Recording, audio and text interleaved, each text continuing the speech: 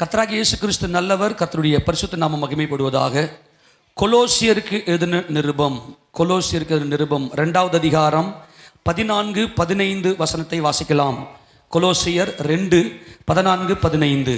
நமக்கு எதிரடையாகவும் கட்டளைகளால் நமக்கு விரோதமாகவும் இருந்த கையெழுத்தை குலைத்து அதை நடுவிலேறாதபடிக்கு எடுத்து சிலுவையின் மேல் ஆணி அடித்து துரைத்தனங்களையும் அதிகாரங்களையும் முறிந்து கொண்டு வெளியரங்கமான கோலமாக்கி அவைகளின் மேல் சிலுவையிலே வெற்றி சிறந்தார். அல்லேலூயா. எங்க வெற்றி சிறந்தார்?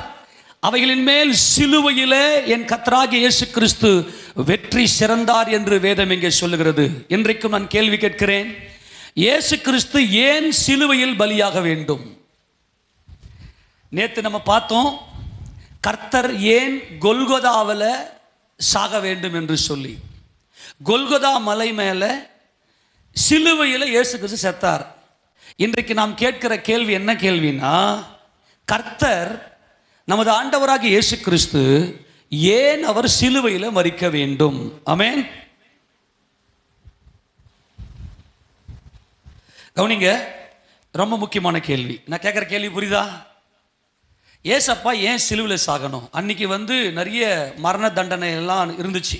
கல்லடிச்சு சாகடிக்கிறது, அப்புறமா வாலில் அறுக்கிறது, கிளாடியேட்டர் என்று சொல்லப்படுகிற மிருகங்களை கொண்டு மிருகங்களோட யுத்தம் பண்ணி சாகிறது, இப்படி நிறைய காரியங்கள்லாம் அன்னைக்கு இருந்துச்சு. அப்படி இருந்தும் நமது ஆண்டவராக இயேசு கிறிஸ்து ஏன் சிலுவையில் மரிக்கணும்? அநேக பேர் இன்னொரு விஷயம் தப்பா புரிஞ்சுனாங்க. என்ன தெரியுமா? இயேசு கிறிஸ்து ஜெயம் எடுத்தார், இயேசு கிறிஸ்து வெற்றி சிறந்தார் என்பது எப்படி கொண்டாடுறாங்கன்னா, அவர் உயிர்த்தெழுந்தாரே, 3வது நாள் ஞாயிற்றுக்கிழமை உயிர்த்தெழுந்தாரு, அன்னைக்கு தான் வெற்றி சிறந்தார் அப்படின்னு சொல்றாங்க. அன்னைக்கு வெற்றி சிறக்கலைங்க. தேவன் கர்த்தராகிய இயேசு கிறிஸ்துவை 3வது நாளிலே உயிரோடு எழுப்பி அவரை மகிமைப்படுத்தினார். தேவன் நமது ஆண்டவராகிய இயேசு கிறிஸ்துவை மகிமைப்படுத்தினது உயிர்த்தெழுதல். ஆனால் கிறிஸ்து வெற்றி சிறந்தார். அவர் வெற்றி சிறந்தது எங்க, எப்ப அப்படின்னா, அவர் பஸ்கா பண்டிகை அன்னைக்கு கல்வாரி சிலுவையில் பஸ்காவை பலியிடும் அந்தி பலி நேரத்தில் சரியா 3 மணி அளவில், சாயங்காலம் 3 மணி நேரத்தில் அவர் சிலுவையில் பலியாகி சாத்தானுடைய தலையை நசுக்கி அவர் சிலுவையிலே வெற்றி சிறந்தார். கரங்களை ஆமென் சொல்லாமா? இந்த வெற்றி யாருக்கானது என்பதை நாம் பார்க்கணும். அப்படின்னா, ஏன் சிலுவை மரணம்? ஏன் கர்த்தர் சிலுவையில் தூக்கி அந்த அகோரமான, அசிங்கமான, அலங்கோலமான, கேவலமான அந்த சிலுவையில், ஏன்னா சிலுவையில் ஆணி அடிக்கும் போது நிர்வாணமாய் தான் போடுவாங்க. தேவன் ஏன் அந்த சிலுவையில் 6 மணி நேரம், அவர் சிலுவையில் அடிக்கிற அந்த நேரம் காலையில் 9 மணி, 9 மணியிலிருந்து சாயங்காலம் 3 மணி வரைக்கும் 6 மணி நேரம் அந்த அகோர சிலுவையில் ஏறக்குறைய 45 டிகிரி பெண்ட் பண்ணி, அந்த காலை பார்த்தீங்கன்னா இப்படி இந்த மாதிரி, இதை பாருங்க எல்லாம், என்ன பாருங்க, இந்த மாதிரி காலை அப்படி பெண்ட் பண்ணி கையை தூக்கி மேலே அப்படி மேலே தூக்கி வச்சு அவரால் மூச்சு விடுறதுக்கு முடியாமல் சிரமப்பட்டு ஒரு முறையும் மூச்சு விடணும்னா அப்படியே மேலே எழுந்து அப்படி போகும்போது இந்த கீழே இருக்கிற அந்த ஆணிகள் எல்லாம் அந்த எலும்பை அப்படின்னு அந்த உரசும் போது வருகிற வலி, ஒரு முறையும் மூச்சு விடும்போது அவர் செத்து மூச்சு விட்டார். தெய்வம் ஏன் இப்படிப்பட்ட இந்த அகோர மரணம்? அவர் சிலுவையில் இருந்தபோது அந்த கேடு அடைந்திருந்தார். அந்த கேடு என்பது எபிரேயத்தில் மிஷ்காத் என்றால் ஷாக்கத் என்கின்ற வார்த்தையினுடைய அதாவது மிஷ்காத் ரூட் வேர்டு ஷாக்கத் என்றால்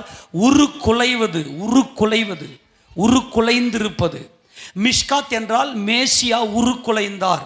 அவர் மிஷ்காத் ஆனார்னா, இதுக்கு முன்னாடி இயேசு கிறிஸ்துவை பார்த்தவங்க அவரை பார்க்கும்போது, சிலுவையில் அவரை பார்க்கும்போது அட்ரஸே தெரில, அவருக்கு அடையாளமே தெரில.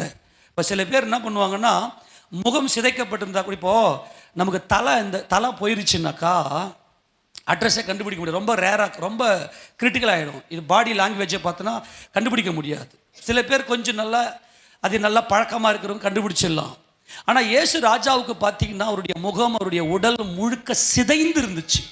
சிதைக்கப்பட்டு சதைகள் எல்லாம் பீத்தெடுக்கப்பட்டு அவர் உடம்புல காயம் இல்லாத இடமே இல்லை. எலும்புகள் எல்லாம் எண்ணப்படத்தக்கதாய் அவ்வளவு அகோரமாய் அந்த சிலுவையிலே அவர் செத்து கொண்டிருந்தார். சிலுவையில் ஒவ்வொரு வினாடியும் மூச்சை விடுவதற்கு அவர் செத்து கொண்டிருந்தார். அப்படிப்பட்ட அந்த அகோர சிலுவை மரணம், அவர் தலையில முள்முடி சூட்டப்பட்டவராய், தலையிலெல்லாம் பார்த்தோன்னா அந்த முள்ளுங்கள்லாம் அப்படியே அழுத்தி அழுத்தி அழுத்தி அந்த நரம்புகள்லாம் பாதிக்கப்பட்டு, அவருடைய கண், ஒரு கண் அவருக்கு பாதிக்கப்பட்டிருந்துச்சு. ஒரு கண்ணை வச்சு தான் அவர் பார்த்துக்கிட்டு இருந்தார் அந்த 6 மணி நேரத்தில் என்று சொல்வது உண்டு. அந்த வேத ஆராய்ச்சிகள் சொல்றது உண்டு. அவ்வளவு அகோர மரணம், அவ்வளவு கேவலமான மரணம்.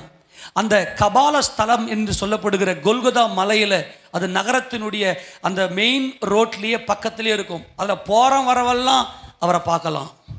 போற வரவெல்லாம் அவரை, அந்த அகோரமான அந்த கேவலமான சிலுவையை அவர்கள் எல்லாரும் பார்க்கலாம். அப்படிப்பட்டதான அந்த ஒரு பயங்கரமான சிலுவை மரணத்தை அவர் ஏன் சுமந்தார் என்றால், அவர் மரத்திலே, சிலுவை மரத்திலே அவர் ஏன் தூக்கப்பட்டார்?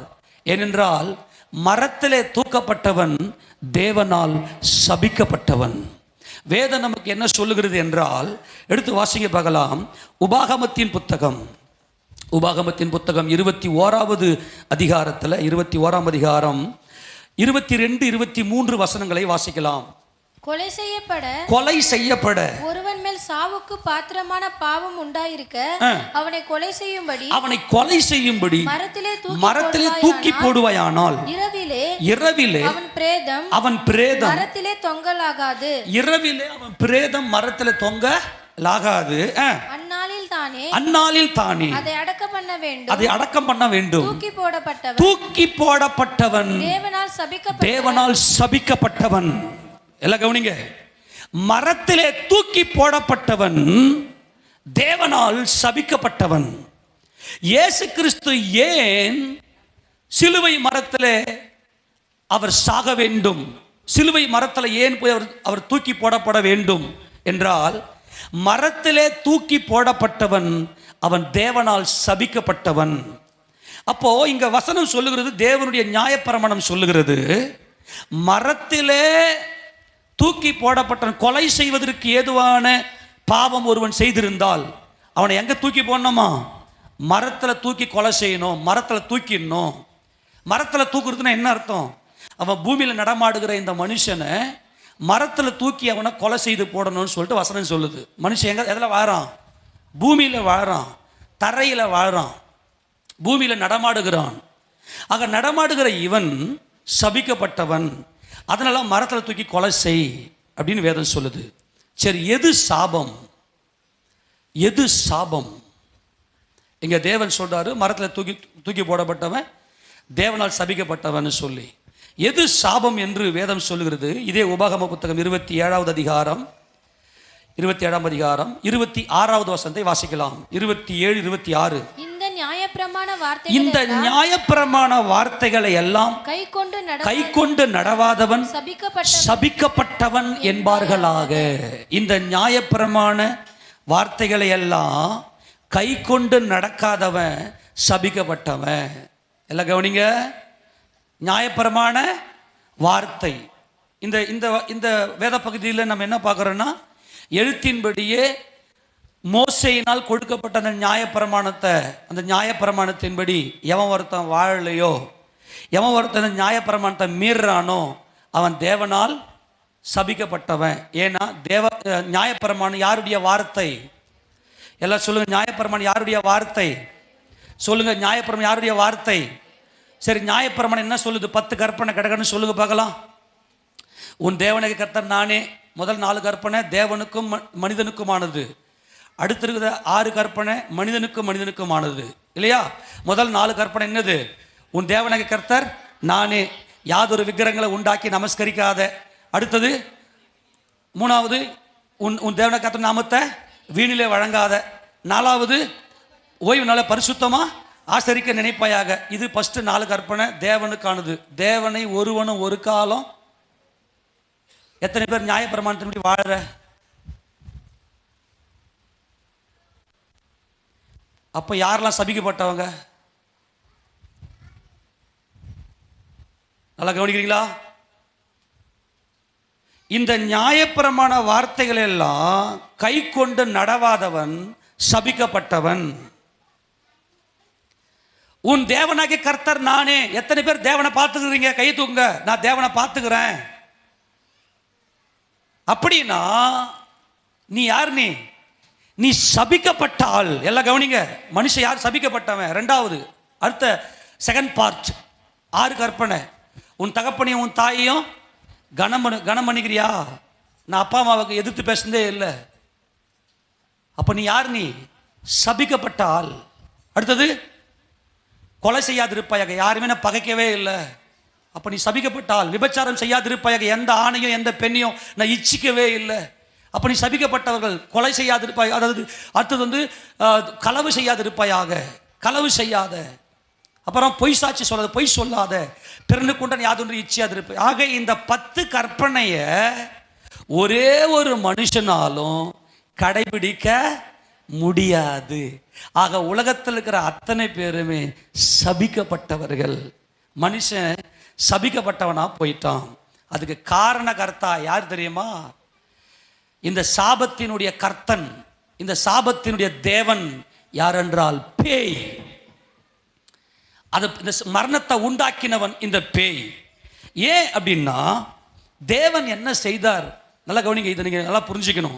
தேவன் என்ன செய்தார்னா, இந்த 10 கற்பனை வெளியே மோசே கிட்ட கற்பனைகளை எழுதி கொடுத்தாரு, எழுத்தின்படி. ஆனால் இந்த 10 கற்பனை ஒவ்வொரு மனிதனுக்கு உள்ளும் இருக்குது. கவனிக்கிறீங்களா? ரொம்ப முக்கியம். இந்த 10 கற்பனை ஒவ்வொரு மனிதனுக்கு உள்ளே இருக்குது. அதுதான் ஆவி. மனிதனுடைய ஆவி இருக்கு பாருங்க. மூச்சு காத்த விடுறானே ஆவி, அது ஆத்மாவோடு சேர்ந்து இருக்குது. உள்ளான மனுஷன், புறம்பான மனுஷன். மனுஷன் சாகும் போது இந்த ஆவி தான் வெளியே போயிடுது. அந்த மனுஷன் தான் வெளியே போயிடுறான். அந்த ஆவி யார் தந்தது அப்படின்னா தேவன் தந்தது. உலகத்தில் இருக்கிற ஒவ்வொரு பிள்ளைகள், ஒவ்வொரு மனிதனும் தேவனுடைய பிள்ளைகள். கரங்களை ஊத்துறாமேன்னு சொல்லாமா? நம்மளாம் யாருடைய பிள்ளைங்க? இப்போ கவனிங்க. ஒரு எருமை மாடு குட்டி போட்டுச்சுன்னா என்ன குட்டி போடும்? எருமை குட்டியே போடும். ஏன்னா அதுக்குள்ள ஆவி கிடையாது. ஒவ்வொரு விலங்குகளும் குட்டி போட்டுச்சுன்னா அது சாயல்லையே போடும். இப்போ நான் என்ன சொல்றேன் தெரியுமா? நமக்குள்ள ஆவி இருக்கிறது, மனசாட்சி இருக்கிறது. இந்த 10 கற்பனை நமக்கு உள்ளே இருக்குது. இந்த 10 கற்பனையுடைய நோக்கம் என்னன்னா அன்பு. நியாயப்பிரமாணத்தினுடைய நோக்கம் என்ன அப்படின்னா அன்பு. இந்த நியாயப்பிரமாணமாகிய இந்த அன்பின் கட்டளை, சொல்ல போனா அன்பை நமக்கு உள்ளே வைத்தது யார் என்றால் நம்முடைய அப்பா. நம்முடைய அப்பா. எல்லாம் சொல்லு, யார் நமக்குள்ள வச்சது? நம்முடைய அப்பா. உண்மையிலேயே நம்ம எல்லாருக்கும் அப்பா யாருன்னா தேவன். ஏன்னா நமக்குள்ள மனசாட்சியை வைத்திருக்கிறார். இந்த மனசாட்சி என்பது ஒரு சட்டம். சட்டம் என்ன பண்ணும்? நீதி. அது நீதி உள்ள சட்டம். அது என்ன பண்ணணும்? ஒவ்வொரு பொருளையும் அனுபவிக்கிறதுக்கு அளவு தெரியணும். ஓகே, இந்த பாட்டில் எடுத்து நான் தண்ணியை குடிக்க போறேன், எப்படி நான் குடிக்கணும் அதான் சட்டம். இந்த பாயை நான் யூஸ் பண்ண போறேன், எப்படி நான் யூஸ் பண்ணணும் அதான் சட்டம். இது எல்லாம் இதை உலகத்தில் இருக்கிற எல்லாவற்றையும் பயன்படுத்துவதற்கு தேவன் நமக்குள்ள இந்த மனசாட்சியை கொடுத்திருக்கிறார். கொடுத்தவர் என்ன சொன்னார் அப்படின்னா, அப்பா எனக்கு தேவை அன்பு. நீ அப்பாவை நோக்கிப்பார். கவனிங்க, அப்பாவை நோக்கிப்பார். நீ அப்பாவின் அன்பு உனக்குள்ள பரிபூர்ணப்படுமே. ஆனால் நீ என்ன செய்வேன்னா, அப்பாவுடைய பிள்ளைகளுக்காக, அப்பாவுடைய சித்தத்தை நிறைவேற்றும்படி, அப்பாவுடைய பிள்ளைகளுக்காக நீ உன் ஜீவனையே கொடுப்ப. அதாவது அன்பு அதுக்கு உள்ளே இருக்கும். ஆமீன் சொல்லுங்க பார்க்கலாம். நீங்க என்ன பண்ணணும்? தேவனாகிய அப்பாவை அறியணும். ஆக இந்த அப்பா புள்ள உறவு என்பதில் தான் கீழ்ப்படிதல் இருக்கிறது. தேவன் அண்ட சராசரங்களையும் சர்வத்தையும் படைத்தார். தேவன் இதை எல்லாவற்றையும் படைக்கணும் அப்படின்னா ஒரு குமாரன் தேவை. அதாவது ஒருத்தர் சாகணும். எல்லாவற்றையும் சித்தம் கொண்டது யார் அப்படின்னா தேவன். எல்லாவற்றையும் சித்தம் கொண்டதை சிருஷ்டித்தது யார் அப்படின்னா குமாரன். அப்பாவுக்கு தனி சுயாதீன சித்தம் இருக்கிறது, குமாரனுக்கு தனி சுயாதீன சித்தம் இருக்கிறது. அப்பா சித்தம் கொண்டது எல்லாவற்றையும் குமாரன் கீழ்ப்படிந்தால்தான், அதாவது குமாரன் செத்தால்தான் அப்பாவின் சித்தம் நிறைவேற்ற முடியும். ஆமேனா? ஏமா எல்லாரும் ஆமேன் சொல்லுங்க. அப்பாவுடைய வார்த்தைக்கு புள்ள செத்தாதான் அவன் புள்ள. இந்த கனியை நீங்கள் புசிக்கிற நாளிலே சாகவே சாவீர்கள். அதனால இந்த கனி நீ புசிக்காத, நான் ஒரு நாள் வச்சிருக்கிறேன், அந்த நாள்ல இந்த கனியை நான் கொடுப்பேன் அப்படின்னு ஆதாம் கிட்ட சொன்னாரு. இப்போ உங்க வீட்டில் டே இங்க வாடா ஸ்கூலுக்கு போடா அப்படின்னு உங்க பிள்ளைய நீங்க அனுப்புறீங்க. உன் பிள்ளை இப்போ உன் பிள்ளைக்கு விளையாடுறதுக்கு பயங்கர இன்ட்ரெஸ்ட். அவன் தெருவில் போயிட்டு சொப்பு எடுத்து மண்ணில் போட்டு விளையாட ரொம்ப இன்ட்ரெஸ்டாக இருக்கிறான். அவனுடைய விருப்பமெல்லாம் அது. ஆனால் உன் விருப்பம் என்னன்னா, உன் பிள்ளை ஸ்கூலுக்கு போகணும். உனக்குன்னு ஒரு சித்தம் இருக்குது, உன் பிள்ளைக்குன்னு ஒரு சித்தம் இருக்குது. இப்போ உன் பிள்ளைய கூப்பிட்டு இங்கே வாங்க நீ ஸ்கூலுக்கு போ அப்படின்னு நீ சொல்றன்னா அவனுக்கு எது விருப்பம்? எல்லாம் வாய்த்தல் சொல்லுங்க. அவன் பிள்ளைக்கு எது விருப்பம்? உன் பிள்ளைக்கு எது விருப்பம்? தெருவில் விளையாடுறது. இப்போ நீ சொல்றத உன் புள்ள செய்யணும்னா உன் பிள்ளை இப்ப என்ன ஆகணும்? அவன் சித்தத்துக்கு அவன் சாகணும். எல்லாம் சொல்லு. அவன் என்ன பண்ணணும்? அந்த சாவுல தான் ஜீவன் இருக்கு, அந்த சாவுல தான் உறவு இருக்கு, அந்த சாவு தான் கீழ்ப்படிதல். கீழ்ப்படிதல். அப்ப இன்னைக்கு குடும்பங்கள் சிதைறதுக்கு என்ன காரணம்னா சாவு இல்லை. சாவு இல்லைன்னா அங்க ஜீவன் இல்லை. நான் என் விருப்பம், நான் என் இஷ்டத்துக்கு நான் போவேன், அதுதான் சாவு. ஆமேனா? தேவன் என்ன சொன்னார்னா, நான் தான் அப்பா, நான் தான் அப்பா அப்படின்னு நீ அறியணும்னா என்னுடைய குமாரன், என் குமாரனாகி இயேசு கிறிஸ்து யார் என்றால் சர்வ வல்லவர். இயேசு கிறிஸ்து தேவனுடைய ரூபம், தேவனுக்கு சமம். ஆனால் இயேசு செத்தார் எங்க அப்பாவின் சித்தத்தை செய்வதற்கு. எங்க அப்பா இந்த சர்வ வல்லமை உடையவர். இந்த உலகத்தை, வானம் பூமி அண்ட சராசரியம் படைக்க வேண்டும் என்று சித்தம் கொண்டார். அவர் ஆவியாயிருக்கிறார். எங்க அப்பாவுடைய சித்தத்தை, யான் சித்தம் அல்ல, எங்க அப்பாவுடைய சித்தத்தை செய்யணும். எங்க அப்பாவுக்கு பிள்ளைங்க வேணும், பிள்ளைங்க வேணும். எனக்கு பிள்ளைங்க வேணும்னு அப்பா சித்தம் கொண்டாரு. இந்த பிள்ளைகளுக்கு உங்களை நான் வெளிப்படுத்துவேன், ஆவியாயிருக்கிற உங்களை நான் வெளிப்படுத்துவேன், அவர்களுக்கு நான் என்னை வெளிப்படுத்தி காண்பிக்கிறேன் என்று சொல்லி குமாரன் செத்தார். உன் புள்ள மட்டும் உனக்கு கீழ்ப்படியலைன்னா உனக்கு கோபம் வருது. அப்ப தேவனுடைய பிள்ளைகளாய் இருந்து கொண்டு தேவனுக்கு கீழ்ப்படியலைன்னா நீ எப்படி தேவனுடைய பிள்ளையா இருக்க முடியும்? எத்தனை பேர் நான் சொல்றது புரிஞ்சுது இது வரைக்கும்? கீழ்ப்படிதல்ல தான் உறவே இருக்கிறது. ஒவ்வொரு குடும்பமும் கீழ்ப்படுகிறோமே, அதுக்கு பேர் தான் சாவு. அம்மா இன்னைக்கு நம்ம குழம்பு வச்சிருக்க, என்ன குழம்பு வைக்க போற? நான் இன்னைக்கு சாம்பார் வைக்க போறேன். சாம்பாரா? எனக்கு சாம்பார் செட் ஆகலை, இன்னைக்கு எனக்கு கறி குழம்பு செஞ்சு கொடு. இல்லைங்க எனக்கு சாம்பார் தான் வேணும் அப்படின்னு அடம் பிடிச்சின்னு அந்த அம்மா நிற்கிறாங்கன்னா அது குடும்பமா? அப்போ அந்த அம்மாவுடைய சித்தத்துக்கு அந்த அம்மா செத்தா தான் அங்கே ஜீவன் இருக்கிறது, அந்த ஜீவனில் தான் உறவு இருக்கிறது. ஆமென். எத்தனை பேர் சொல்றது புரியுது? தேவன் எப்படி இருக்கிறாரு? ஆவியா இருக்கிறார். நான் இப்போ எப்படி இருக்கிறேன்? மாம்சத்தில் இருக்கிறேன்.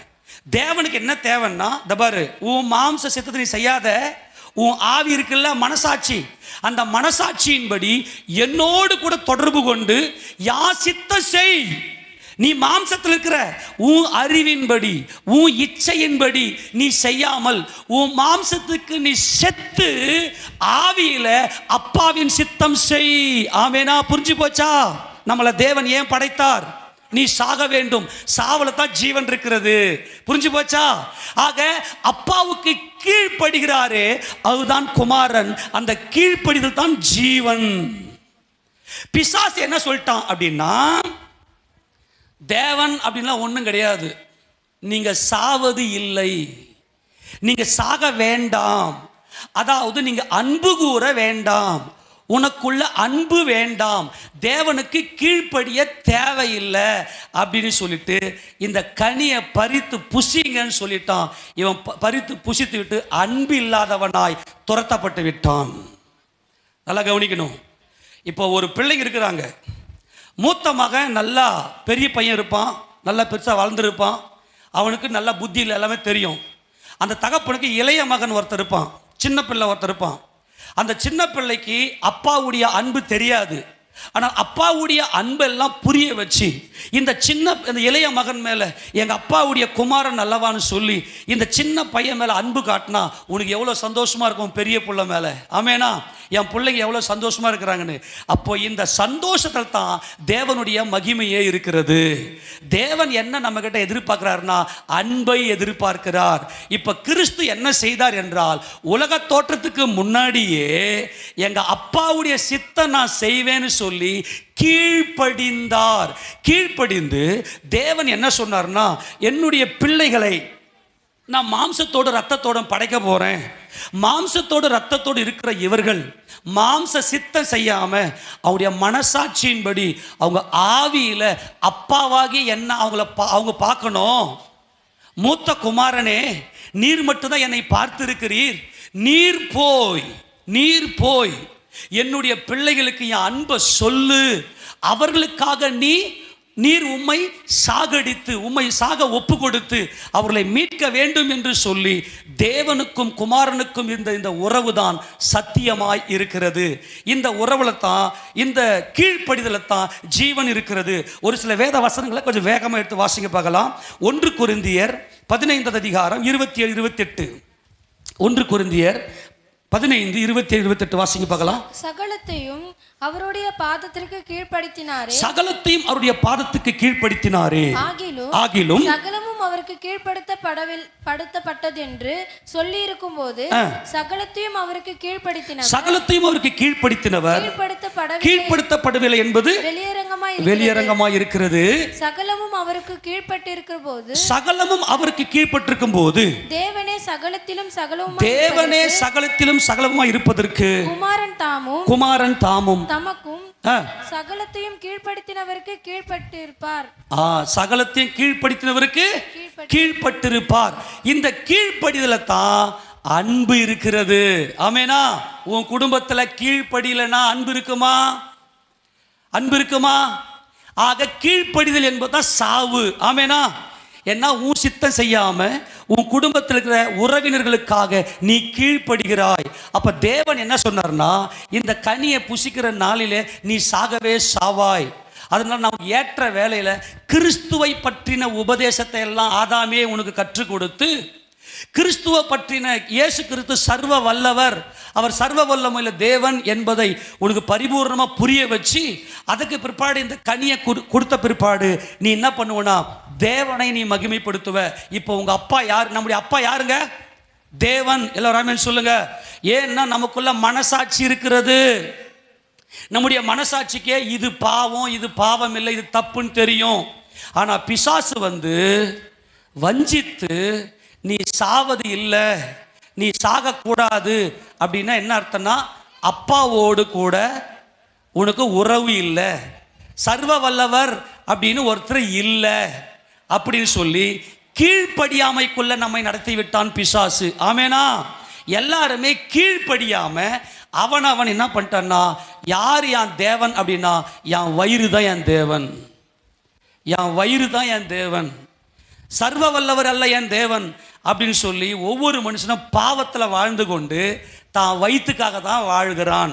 அந்த வசனத்தை வாசிக்க பார்க்கலாம். பிலிப்பியர் நிருபம் 3வது அதிகாரம்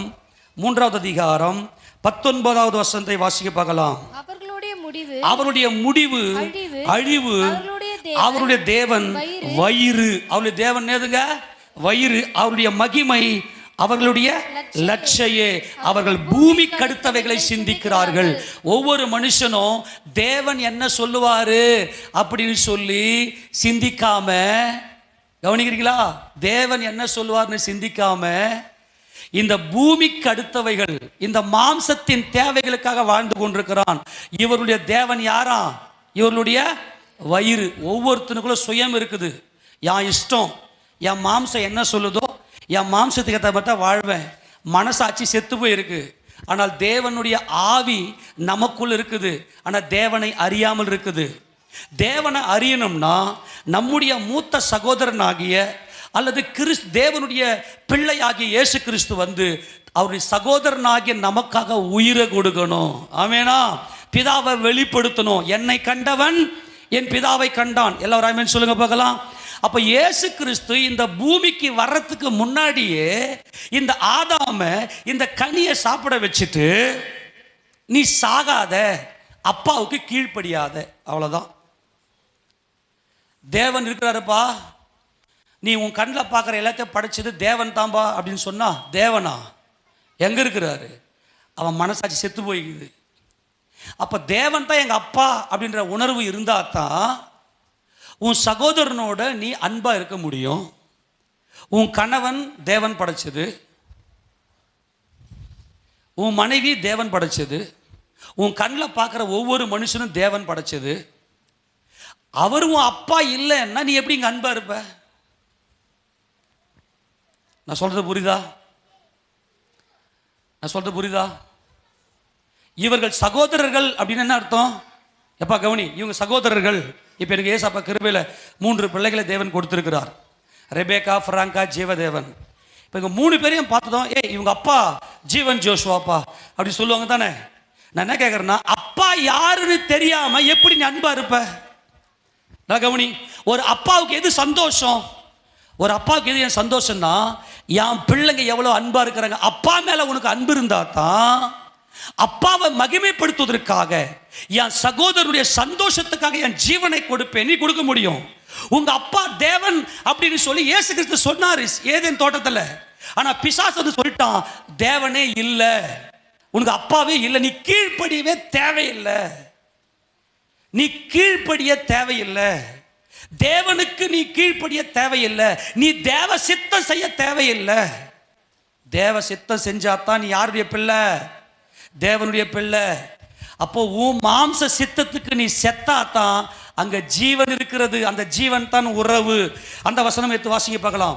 1 யோவான் நிருபத்தில், 1 யோவான் நிருபம் 3வது அதிகாரம் 16வது வசனத்தை வாசிங்க. அவர் 3:16, 1 யோவான் 3:16, அவர் தம்முடைய ஜீவனை நமக்காக கொடுத்ததினாலே அன்பு இன்னதென்று அறிந்திருக்கிறோம், நாமும் சகோதரருக்காக ஜீவனை கொடுக்க கடனாளிகளா இருக்கிறோம். எல்லாம் கவனி, ஜீவன், அன்பு, கொடுத்தது. கவனிங்க, ஜீவனை நமக்காக கொடுத்தார் என்பது மரணம். ஆமெனா.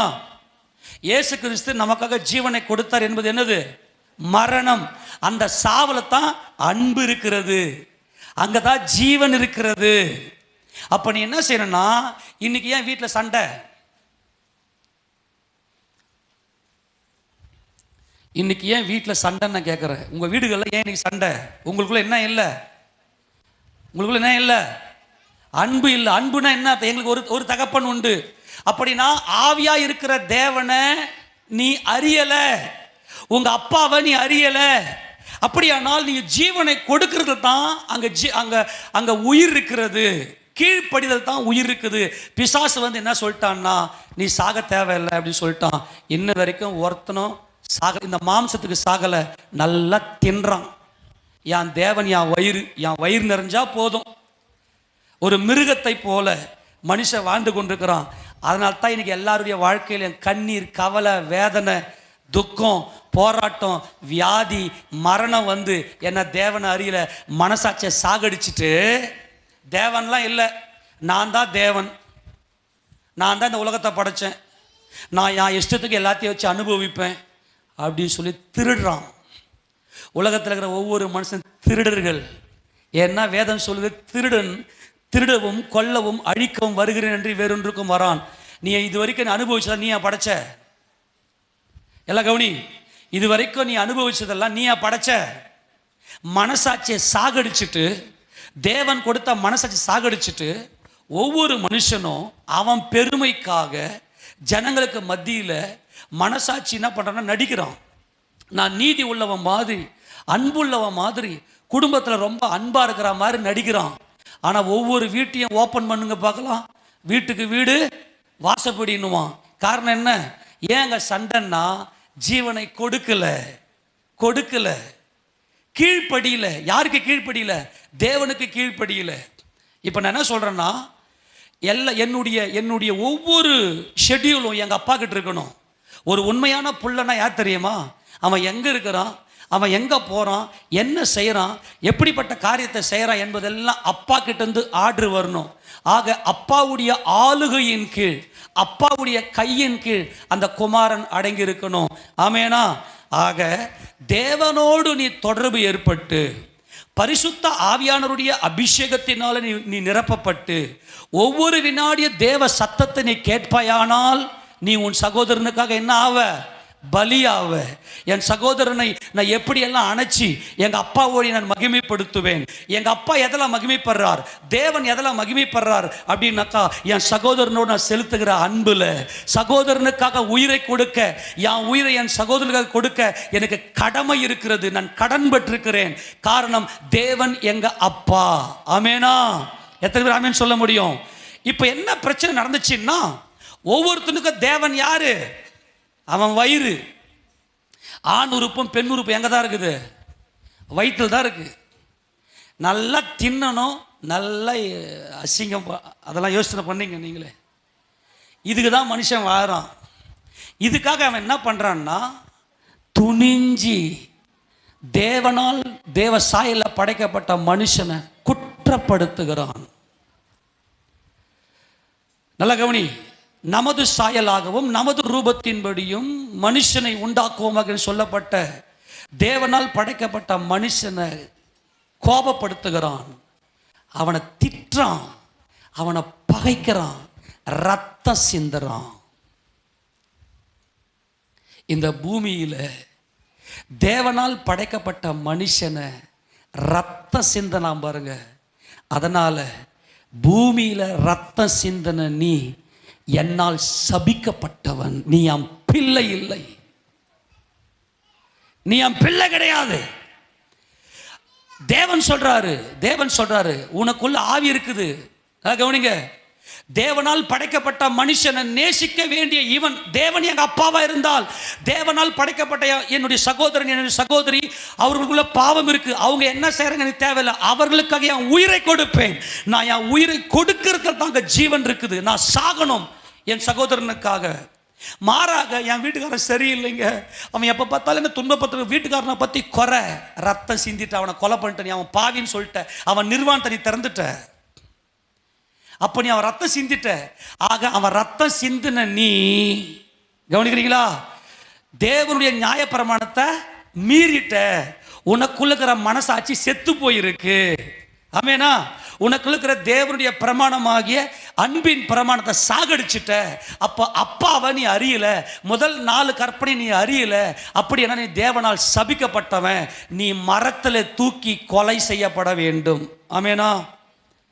தன் சகோதரனை பகைக்கிற எவனும் மனுஷ கொலைபாதகன். ஏன் இன்னைக்கு உன் சகோதரனுடைய பாவங்கள் உன் கண்ணுக்கு முன்னாடி தெரியுது? உன் வீட்டுக்காரன் செய்கிற பாவங்கள் மட்டும் ஏன் உன்னை அப்படி டென்ஷன் பட்டுது? ஏன் நீ எரிச்சல் அடையிற? என் வீட்டுக்காரன் சரியில்லை, என் பொண்டாட்டி சரியில்லை, என் பிள்ளைங்க சரியில்லை, என் எதிர் வீட்டுக்காரன் சரியில்லை, என் பக்கத்து வீட்டுக்காரன் சரியில்லை நீ ஏன் சொல்ற? ரத்தம் சிந்துகிறாய். இந்த பூமியில உன் மாம்சத்தை பலியாக்கி, உன் ஆவியில அப்பா, ஆவியாயிருக்கிற அப்பாவுடைய சித்தம் செய்யும்படி படைக்கப்பட்ட நீ, உன் வயிற்றுக்காக ஒரு மிருகம் எப்படி நல்லா தின்னுட்டு இனப்பெருக்கம் செய்யுமோ, அதே போல் நல்லா தின்னணும், நல்லா இனப்பெருக்கம் செய்யணும். அதுக்கு யார் டிஸ்டர்பன்ஸ் வந்தாலும் அவனை குறை சொல்லிடுவேன். இந்த குறை நீ சொன்ன பத்தியா? உன் சகோதரன் மேல நீ சண்டைக்கு போன பத்தியா? உன் இருதயத்துக்குள்ள கசப்பு வச்ச பத்தியா? அவனை நீ கொலை செஞ்சிட்ட. அவன் ரத்தத்தை, ஏன்னா மாம்சத்தின் உயிர் எதில் இருக்குது? ரத்தத்தில் இருக்கிறது. மாம்சத்தோடும் ரத்தத்தோடும் இருக்கிற உன் சகோதரனை நீ கொலை செய்து விட்டாய். உனக்குள்ள பிசாசின் வித்து இருக்கிறது. பிசாசின் வித்து என்ன தெரியுமா? தேவனும் இல்லை, குமாரனும் இல்லை. தேவன் சர்வ வல்லவர், அவர் சித்தம் செய்வதற்காக குமாரன் செத்தார். அதெல்லாம் இல்லை, எல்லாம் சயின்ஸ், எல்லாம் தானா வந்துச்சு, எல்லாம் பிக் பேங் அப்படின்னு சொல்லி ஆதாமுக்குள்ள ஊத்திட்டான். இன்னைக்கு வரைக்கும் பகை. இதை எத்தனை பேருக்கு இது வரைக்கும் புரிஞ்சுது? மரத்திலே தூக்கப்பட்டவன் தேவனால் சபிக்கப்பட்டவன். எது சாபம் என்றால், உன் மனசாட்சியை நீ சாகடிச்சு உனக்காக நீ பேசுறியே, நான் நீ படைச்ச இந்த உலகத்தை. ஆக யாரெல்லாம் துரோகம் செஞ்சாங்களோ, தன் சகோதரனுக்கு துரோகம் செஞ்சாங்களோ, தன் சகோதரனுக்கு துரோகம் செஞ்சாங்களோ, அவங்க எல்லாருமே தேவனுடைய பிரமாணத்தை மீறினவங்க, தேவனால் சபிக்கப்பட்டவங்க. அவங்கள மரத்தில் தூக்கி சாகடிக்கணும். உலகத்தில் இருக்கிற ஒவ்வொரு மனுஷனும் பூமியிலிருந்து தூக்கி தூக்கி சாகடிக்கப்பட வேண்டும், தூக்கு போட்டு சாகடிக்கணும். இந்த உலக நான் யாரையுமே பகைக்கல, இன்ன வரைக்கும் நான் கோபப்பட்டதே இல்லை, கை தூக்கிறது. நான் யாரையுமே பகைக்கவே இல்லை, என் மனசுக்குள்ள யாருக்கு நான் துரோகமே பண்ணதில்லை. யாராவது கை தூங்க பார்க்கலாம்.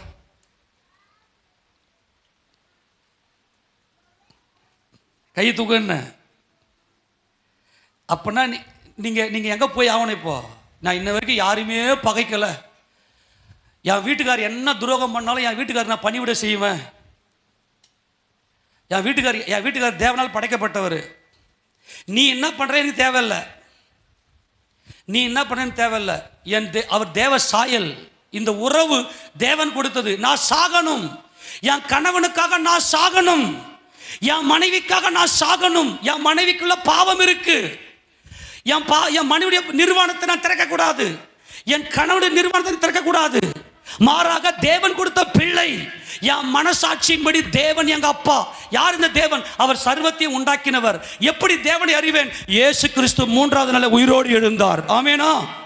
நல்ல கவனி, நல்ல கவனி. ஆக மொத்த பேரும் ஒரே ஒரு ஆள் கூட தேவனை பார்க்க முடியாது. இந்த சபிக்கப்பட்டவங்களை எங்க போறாங்க? நல்ல கவனி. முதல்ல மேல் வசனத்தை வாசிங்க. 3:14 வாசி. 3:14 வாசி. வாசி, வேகமா வாசி. 1 யோவான் 3:14.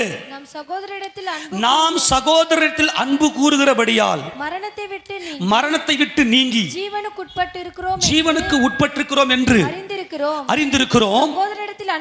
சகோதரனிடத்தில் அன்பு கூறாதவன் மரணத்திலே நிலை கொண்டிருக்கிறான். ஏமா மரணம் எல்லாம் கவனிங்க. மரணம் என்ன தெரியுமா? சாவு வருது, நம்முடைய ஆவி வெளியே போகுது, அதெல்லாம் மரணம். யார் யாரெல்லாம் கோபப்பட்டையோ, யார் யாரெல்லாம் வீட்டுக்குள்ள கூக்குரலிட்டையோ, நீ மரணம், நீ சாவு உனக்கு. அந்த மரணத்துக்கு அதிகாரிக பிசாசின் பிள்ளை. நீ தேவனை பார்க்க முடியாது. உன் மனசாட்சியை சாகடிச்சிட்டு நான் ரொம்ப நல்லவன், எல்லாரும் என்ன பகைக்கிறாங்க, எல்லாரும் என்ன குத்துறாங்க, எல்லாரும் என்ன வெறுக்கிறாங்க. உன் பாவம். எவன் ஒருவன் தன் சகோதரத்தில் அன்பு கூறலையோ அவன் மரணத்தில் இருக்கிறான். அதனால தான் மரணமாகிய உன்னை பாதாளம் இழுத்துக்குது. பாதாளம். மனுஷனுக்கு சாவு வரக்கூடாதுங்க. மனுஷன் யார் சாயல்? எல்லாம் சொல்லு. நான் யாருடைய பிள்ளை? தேவ பிள்ளை. சாவுன்னு என்னப்பா? அந்த மனுஷன் வெளியே போயிடுறான். ஆவிதான் மனுஷன். இந்த உடல் என்பது தேவனால் உண்டாக்கப்பட்டது. நல்ல கவனி. நம்ம தேவ சாயல். உண்மையான மனுஷன் யார் தெரியுமா? நம்முடைய மைண்ட், ஆத்மா. ஆவி ஆத்மா தான் உண்மையான மனுஷன். இந்த ஆத்மாவுக்குள்ள பிசாசின் வித்தாகிய நீ சாகாத, நீ நான் நில்லு.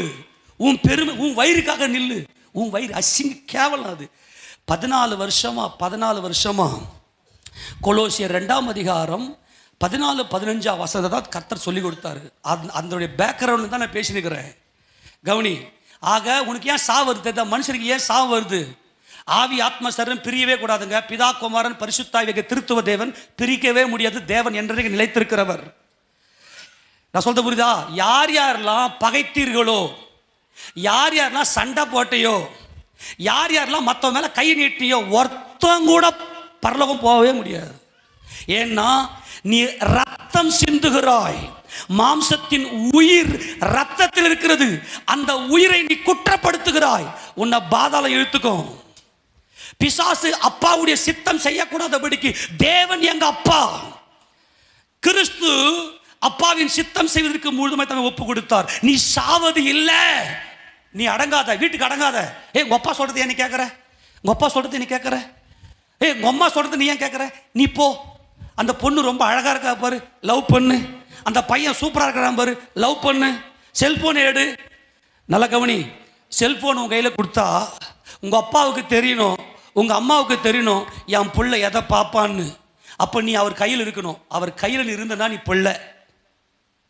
அமேனா? அமேனா? நான் சொல்றது புரிஞ்சு போச்சா? எத்தனை பேருடைய வீட்டில் இந்த உறவுகள் இல்லை? எங்கள் வீட்டில் இது வரைக்கும் நான் சண்டையே போட்டதில்லை. கையை தூக்கு பார்க்கலாம். நான் இது வரைக்கும் எங்கள் வீட்டில் சண்டையே போட்டதில்லை. இப்போ நீ எங்கே போனோம்? மரணத்தில் நிலை கொண்டிருக்கிற நீ எங்கே போனோம்? இப்போ எங்கே போனோம்? சபிக்கப்பட்டவர்கள் எங்கே போனோம்? சபிக்கப்பட்டவர்கள் எங்கே போனோம்? எடுத்து வாசிங்க. ஆதியாகமம் மத்திய சுவிசேஷ புத்தகம் 25, மத்திய சுவிசேஷ புத்தகம் 25வது அதிகாரம், 25வது அதிகாரம், அதில் 40, 41 வாசிக்கலாம். சரி, 41 வாசிக்க டைம் இல்லை. அப்பொழுது இடது பக்கத்தில் நிற்பவர்களை பார்த்து அவர், சபிக்கப்பட்டவர்களே. யாருங்க இது சபிக்கப்பட்டவங்க? எல்லாம் கையை வைத்தாமே சொல்லுங்க. சபிக்கப்பட்டவங்க யாருமா? சபிக்கப்பட்டவங்களை கூப்பிடாது. இப்போ நான் பார்த்தோமா, இது புரியாமல் நான் அடுத்த ஸ்டெப்புக்கு போக போகிறதில்ல. நல்லா புரிஞ்சுங்க. இயேசு கிறிஸ்து ஏன் சிலுவையில் தூக்கப்பட வேண்டும் இதான் பார்த்துக்கிறோம் இல்லையா? எல்லாம் கவனிங்க, எல்லாம் கவனிங்க. யார் சபிக்கப்பட்டவன் அப்படின்னா, மரத்தில் தூக்கப்பட்டவன், தேவனால் சபிக்கப்பட்டவன். ஓகேவா? ஃபர்ஸ்ட் கொஞ்சம் எல்லாம் வாய் தந்து சொல்லுங்க பார்க்கலாம். மரத்தில் தூக்கப்பட்டவன். சரி, சாபம்னா எது? எது சாபம்? நியாயப்பிரமாணத்தை மீறுவது. நியாயப்பிரமாணம் யாருடைய வார்த்தை? அந்த நியாயப்பிரமாணம் எங்கே இருக்குது? எனக்கு உள்ள இருக்குது. துணியை போட்டுங்கிறல, எல்லாரும் துணியை போட்டுங்கிறீங்களா? நீங்கள் மிருகமா? நீங்கள் உங்கள் நிர்வாணத்தை மூடுறீங்களா இல்லையா? அது காரணம் மனசாட்சி உள்ள இருக்கு. அது தேவனுடைய பிரமாணம். உலகத்தில் இருக்கிற எல்லா மனுஷனுக்குள்ளேயும் மனசாட்சி இருக்குதே, அது தேவனுடைய ஆவி. அதுதான் உண்மையான மனுஷன். தேவன் எப்படி இருக்கிறாரு? ஆவியா இருக்கிற. பிதாவை தொழுது கொள்ளுகிறவர்கள் ஆவியோடும். எப்பா சொல்லு, பிதாவை எப்படி தொழுது கொள்ளணும்? மாம்சத்தில் அல்ல. சும்மா மனசை எங்கேயோ விட்டுட்டு இங்க வந்து சும்மா கையை தட்டுறதல்ல. அப்போ உனக்குள்ள மனசாட்சின்னு ஒன்று இருந்ததுன்னா, முதல் 4 கற்பனை உனக்கும் தேவனுக்கானது. நீ தேவனை பார்த்துக்கிறியா? தேவனை பார்க்காதபடிக்கு பிசாசு உனக்குள்ள வந்து, உன் தேவன் யாரா? இப்போ உன் வயிறு தான் உன் தேவன். உன் தேவன் யாரு? உன் வயிறு. ஆனால் இயேசு கிறிஸ்துவின் தேவன் யாரு? சர்வ வல்லவர். ஒரு உண்மையான அன்புள்ளவன் அப்படின்னா அப்பாவுடைய கரத்தில் இருக்கணும். உன்னுடைய வாழ்க்கை, உன் வாழ்க்கை அப்பா கரத்தில் இருக்கணும். எது அப்பாவுக்கு மகிமைன்னா, என் சகோதரனுக்காக என் உயிரை கொடுக்கிறது அப்பாவுக்கு மகிமை. ஆமேனா? அப்படின்னா நான் இன்ன வரைக்கும் யாருக்குமே துரோகமே பண்ணதில்லை. இவங்க தான் சபிக்கப்பட்டவர்கள். ஏன்னா மனசாட்சியை சாகடிச்சுட்டு உன் பெருமைக்காக நடிக்கிற வீட்டுக்கார மாதிரி. வீட்டுக்காரெல்லாம் கிடையாது. வீட்டுக்காரன் அப்படின்னா இன்னொரு சகோதரனை பார்த்தா என் சகோதரனேன்னு இருக்கணும். இன்னொரு ஆம்பளையை பார்த்தா அது உண்மையான மனசாட்சி. பொண்டாட்டி மாதிரி. பொண்டாட்டிலாம் கிடையாது. கணவன மனைவியும் இசைந்திருக்கணும். இப்போ கவனி, இவங்க எல்லாம் எங்கே போகிறாங்க? சபிக்கப்பட்டவர்களே. நீ மரத்தில் தூக்கி கொலை செய்யப்பட வேண்டிய ஆள். சபிக்கப்பட்டவர்களே. வாசி அந்த வசந்த ஃபுல்லா. சபிக்கப்பட்டவர்களே, என்னை விட்டு பிசாசுக்காகவும் அவன் தூதர்களுக்காகவும் ஆயத்தம் பண்ணப்பட்டிருக்கிற நித்திய அக்கினியிலே. என்ன அக்கினி? எப்பா கவனி, என்ன அக்கினி? நித்திய அக்கினி. இந்த நீதிமான்கள் தான், அப்பாவுடைய சித்தத்தை செய்த நீதிமான்கள் தான் துணியை போடணும். அவங்க தான் அதிகாரம். எல்லாவற்றையும் சிருஷ்டித்தவர் தேவன். தேவனுடைய சித்தத்தை நீ செஞ்சு முடிச்சிட்ட பிற்பாடு தான் தேவன் உனக்கு அதிகாரம் கொடுக்கணும். ஆனால் நீ தேவனை போல துணியை போட்டுக்கின்னு இந்த பூமியில் மனம் போன போக்கில் இஷ்டத்துக்கு வாழ்ந்து கொண்டிருக்கிறோம். காரணம் என்னன்னா, தன் சகோதர ரத்தத்தை சிந்தினபடினாலே இந்த பூமியில உன் சகோதரனுக்காக நீ பலியாகி, உன் சகோதரனுக்காக நீ ரத்தம் சிந்தி அப்பாவை மகிமைப்படுத்தாம உன் சகோதரனுடைய ரத்தத்தை நீ சிந்துறப்பார். இதுதான் சாபம். ஏன்னா உங்க அப்பாவை நீ பார்த்தா தானே மனிதன் மேல அன்பு இருக்கும்.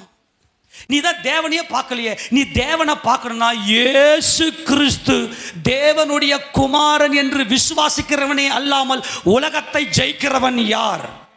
இயேசு கிறிஸ்து தேவன். இயேசு கிறிஸ்து தேவனுடைய குமாரன் என்று விசுவாசிக்க வேண்டும். ஆக உலகத்தில் இருக்கிற அத்தனை பேரும் சபிக்கப்பட்டவர்கள். ஆபேலும் காயினும் முதல் பிள்ளைகள் ஆதாம் ஏவாளுக்கு. ஆபேல் தம்மையே பலியாக்கி, எனக்காக கிறிஸ்து பலியாக வேண்டும், எனக்காக என் மூத்த சகோதரன் இயேசு கிறிஸ்து எனக்காக பலியானார், அவருடைய சர்வ வல்லமையெல்லாம் தமக்குள்ளே அடக்கினார். அவரை போல நானும் பலியாவேன் என்று சொல்லி அவர் பலிகளை ஆட்டுகளை கொழுமையான தலையீற்றான ஆட்டுகளை எடுத்துக்கொண்டு போய் பலி செலுத்தினார். ஆனால் காயின் என்ன செய்தான்? அவன் தீனி மாடு. காயினுடைய வேலை என்ன வேலை? விவசாயி. விவசாயி. இன்னைக்கு அரசியலே இதுதான். அப்ப விவசாயம் பண்ணக்கூடாத, பண்ணணும். அதுல ஒரு பெருமை. அவனுடைய தேவன் யாரு? காயினுடைய தேவன் யாரு? வயிறு. என் வயிறு நிரம்பினா போதும். நல்லா கவனியும், என் வயிறு நிரம்பினா போதும். காயினுடைய தேவன் அவன் வயிறு. அவர் என்ன பண்ணாருன்னா விவசாயம் பண்ணி அதில் இருக்கிற பலன்கள் எல்லாம் எடுத்துட்டு போய் வச்சாரு. தேவன் உன் வயிறு போடா. ஆனால் ஆபேலுடைய தேவன் சர்வ வல்லமையுள்ள தேவன், இயேசு கிறிஸ்துவினுடைய பிதா, சர்வ வல்லவர் அப்பா. அதனால ஆபேலையும் அவன் காணிக்கையும் கர்த்தர் அங்கீகரித்தார். காயினையும் அவன் காணிக்கையை கர்த்தர் அருவருத்து தள்ளினார். ஏன்னா காயினுடைய தேவன் யாரு? அவன் வயிறு. அவன் மாம்சத்துக்காக வரான். உடனே காயின் என்ன செய்தான் தெரியுமா? ஆபேலை வயல்வெளியில் இருக்கும்போது தனியா கூப்பிட்டு பேசி எடுத்துன்னு போய் அவனை கொலை செய்தான். ஆபேலின் ரத்தம் தேவனை நோக்கி சத்தமிட்டது.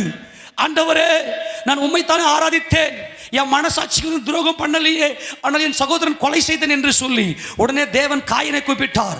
காயினே, எங்கடா உன் சகோதரன் ஆபேல்? நான் என்ன என் சகோதரனுக்கு காவலாளியோ? இதாங்க சகோதரனை பகைக்கிற ரத்தம் சிந்தின இந்த காயின் சபிக்கப்பட்டவன்.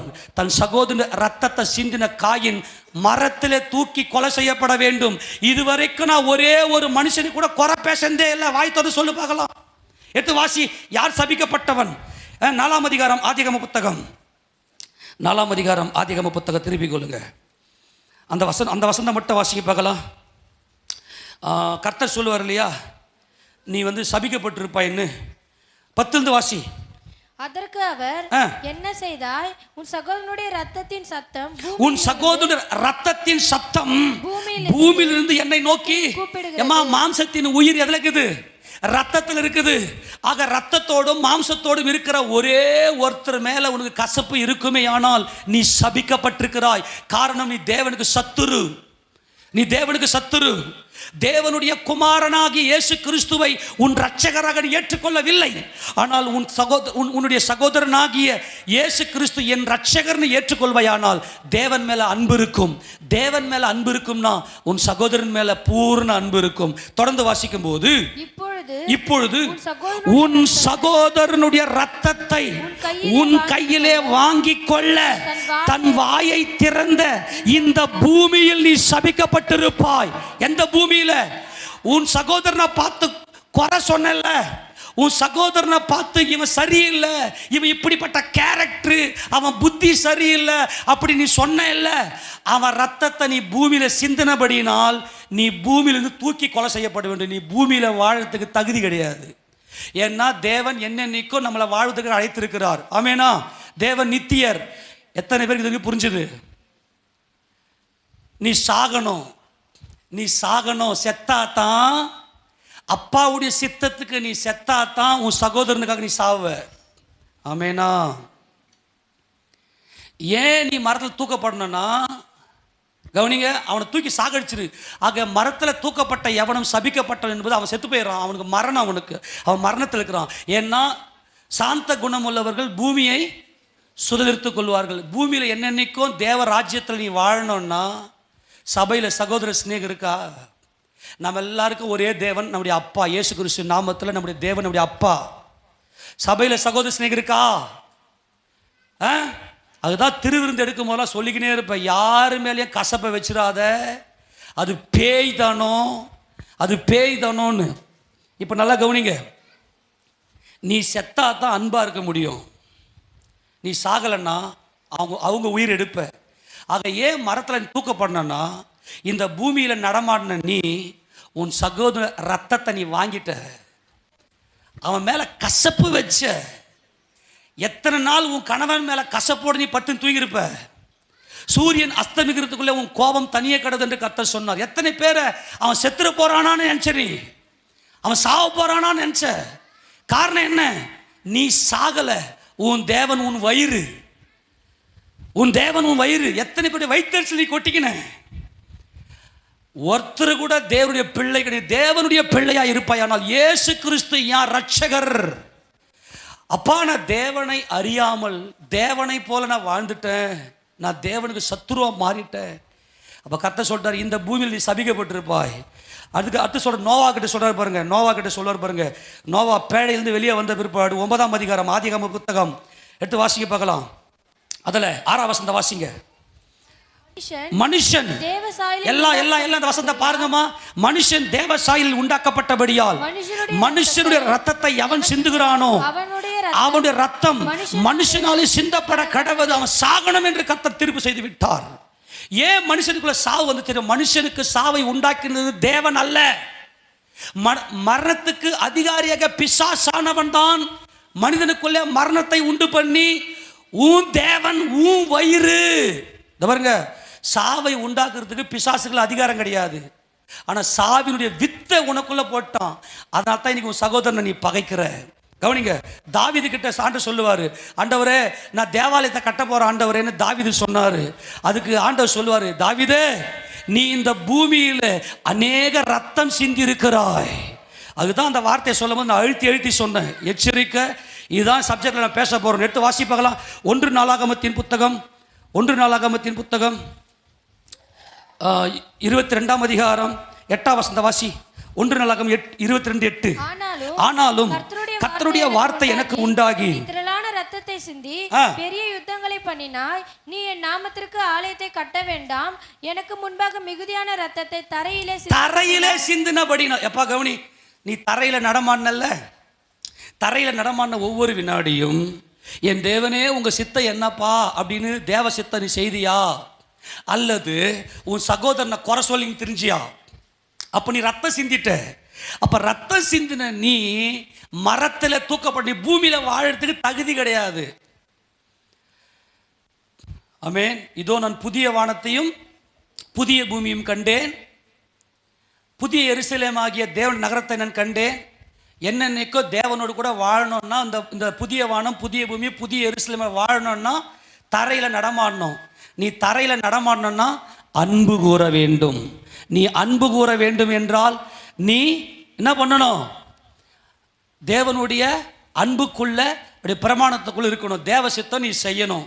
ஆனா இது வரைக்கும் நம்ம பார்த்தது என்ன? எத்தனை பேர் சபிக்கப்பட்டவர்கள்? இப்பயாவது மனம் உவந்து, ஆமாண்டவரே நான் ஒரு பாவி, நான் உலகத்தை உண்டாக்கல, நீ உலகத்தை உண்டாக்குன, அப்புறம் எதுக்கு உனக்கு அதிகாரம்? நான் ஒரு பாவின்னு எத்தனை பேர் விசுவாசிக்கிறீங்க? கையை ஊற்றி ஆமென் சொல்லுங்க. உங்களை மீட்கிறதுக்காகத்தான், உங்களையும் என்னையும் மீட்கிறதுக்காகத்தான். நல்லா கவனிங்க. ஒவ்வொரு மனுஷனும் மற்ற மனுஷன் என்னை பெருமைப்படுத்தினா போதும் அப்படின்னு சொல்லி நியாயப்பிரமாணத்தின் கிரியைக்காரர். மனுஷனுக்கு முன்னாடி நல்லவன் மாதிரி நடிக்கிறது, ஆனா மனசுல முழுக்க வஞ்சகம். இந்த வஞ்சக குணத்தை தான் தேவன் பார்க்கிறார். ஆக நியாயப்பிரமாணத்தின் கிரியைக்காரர் யாவரும் தேவனால் சபிக்கப்பட்டவர்கள். ஆமேனா? நியாயப்பிரமாணத்தின் நீதி உள்ளவர்கள் யார் என்றால் தன் சகோதரனுக்காக பலியாகிற அன்பு. நியாயப்பிரமாணத்தின் நீதி உள்ளவர் யார் என்றால் நமது ஆண்டவராகிய இயேசு கிறிஸ்து. இந்த பிசாசினுடைய வித்து என்ன அப்படின்னா வயிறு, மாம்சம், உலகம். மாம்சத்தின் இச்சை, கண்களின் இச்சை, ஜீவனத்தின் பெருமையாகிய உலகத்தில் உள்ளவைகள் எல்லாம், இந்த சரீரத்தில் உள்ளவைகள் எல்லாம் தேவனால் உண்டானவைகள் அல்ல, அவைகள் உலகத்தினால் உண்டானவைகள். யார் இந்த உலகம் என்றால் அது பிசாசு. இந்த பிசாசு தான் கொல்கொதா மலையில சிங்காசனம் போட்டு உட்காந்துக்குன்னு எல்லா பிள்ளைகளையும் சிறையாக்கி உன் வயிறு உன்னை பாரு, உன் அழகா பாரு, உன்னை பாரு, உன் அழகா பாரு, எல்லாரும் உன்னை பாரு தூஷிக்கிறாங்களே, எல்லாரும் உன்னை திட்டுறாங்களே, எல்லாரும் உன்னை கேவலமா பார்க்கறாங்களே, எல்லாரும் உன்னை ஒரு மாதிரி பார்க்கறாங்களே, எல்லாரும் உன்னை மாதிரி பேசுறாங்களேன்னு சல் சல் சல் சல் சல் கொலுசுக்காரி. இந்த கொக்கு என்பது செருக்கு காரி. இந்த மாம்சிக அழகையும் இந்த உன் சுயநலத்தினால அந்த உன் சுயநலத்தை பற்றின சத்தத்தையும் உன் காதல உன் மனசுல பேசிக்கினே இருப்பான். மனக்குழப்பம் ஏற்படும், உன்னால விடுதலை ஆக முடியாது. இந்த மனக்குழப்பம் தான் உன்னை நரகத்துக்கு இழுத்துன்னு போகுது. ஒரு பிள்ளை கூட தேவன் கிட்ட போகிறது இல்லை. அப்போ தேவன் என்ன செய்தார் என்றால், தேவன் தம்முடைய ஒரே பேரான குமாரனை விசுவாசிக்கிறவன் எவனோ அவன் கெட்டு போகாமல் நித்திய ஜீவனை அடையும்படிக்கு அவரை தந்தருளி இவ்வளவாய் உலகத்தில் அன்பு கூர்ந்தார். கரங்களை தட்டி தேவனுக்கு மகிமை செலுத்துவோமா? நல்லா கவனிங்க, நல்லா கவனிங்க. இப்போ கவனிங்க, உன் தேவன் உன் வயிறா இருந்துச்சு முன்னாடி. ஆமேனா? ஏன் ஃபாஸ்டிங் ப்ரேயர்? இப்போ ஏன் ஃபாஸ்டிங் ப்ரேயர்லாம் பண்ணுறோம்? தேவனோட கூட நெருங்குறவங்களை பார்த்தீங்கன்னா வாரத்தில் இல்லை, அவங்க எப்பவுமே ஃபாஸ்டிங்லேயே தான் இருப்பாங்க. உடம்பு இப்படி ஆடினே தான் இருக்கும், உடம்பு ஆடினே தான் இருக்கும். அவங்க எப்பவுமே தேவ சமூகம் இருப்பாங்க. இப்போ நல்லா கவனிங்க, தேவன் என்ன செய்தார் தெரியுமா? ஆண்டவரே, என் தேவனே, என் சகோதரனை ஒருத்தனை கூட நரகத்துக்கு போக விட மாட்டேன். ஆமேனா? என் சகோதரன் ஒருத்தனை கூட மனக்குழப்பத்தை வர விட மாட்டேன். ஏன் தெரியுமா? ஆண்டவரே, என் சகோதரனுக்கு, என் பிதாவே, நீர் உம்முடைய பிள்ளைகளை நேசித்திருக்கிறீர், உமது சாயலாகவும் உமது ரூபத்தின்படியும் படைத்திருக்கிறீர். அவனுக்குள்ள மனசாட்சி இருக்கிறது, அவனுக்குள்ள ஜீவன் இருக்கிறது, அவனுக்குள்ள தேவ ஆவி இருக்கிறது. இப்போ நான் என்ன செய்ய போறேன்? என் சகோதரன் செய்த எல்லா பாவத்தையும் நான் சுமக்க போகிறேன். என் ஆத்துமாவை மரணத்தில் ஊற்ற போகிறேன். என் ஆத்துமாவை இந்த பாவ சரீரமாகிய இந்த மரணத்தில் ஊற்றி, ஆண்டவரே, நிர்பந்தமான மனுஷன் நான், இந்த மரண சரீரத்திலிருந்து யார் என்னை விடுதலையாக்குவார் என்று அப்போஸ்தலன் பவுல் கதறுகிறார். அதனால இயேசு கிறிஸ்து என்ன செய்தார்? இந்த மரண சரீரத்தில் வந்து இவன் ஆத்துமா, இவன் மாம்ச இச்சையில எப்படி கலிகூர்ந்ததோ, அதற்கு பதிலாக என் ஆத்துமாவை இதே பாவ சரீரத்தில், இதே மாம்ச சரீரத்தில் போய் உச்சந்தலையிலிருந்து உள்ளங்கால் வரைக்கும் சிதைக்கப்பட்டு, இவன் இச்சையை அனுபவித்த ஒவ்வொரு காரியத்துக்காகவும் இவனுக்கு பதிலாய் நான் மரத்திலே தூக்கப்பட்டு நான் சபிக்கப்பட்டவனாக என்னை ஒப்பு கொடுக்கிறேன் என்று உன் கர்த்தராகிய இயேசு கிறிஸ்து உன் பாவங்கள், உன் சாபங்கள், உன் அக்கிரமங்கள் எல்லாவற்றையும் சிலுவையிலே சுமந்து தீர்த்தார் என்பதை இன்றைக்கு தேவன் உனக்கு கொடுக்கிற நற்செய்தி. இயேசு கிறிஸ்து இல்லாமல் உனக்கு வாழ்க்கை இல்லை, இயேசு கிறிஸ்து இல்லாமல் உனக்கு ஜீவன் இல்லை, இயேசு கிறிஸ்து இல்லாமல் உனக்கு சமாதானம் இல்லை.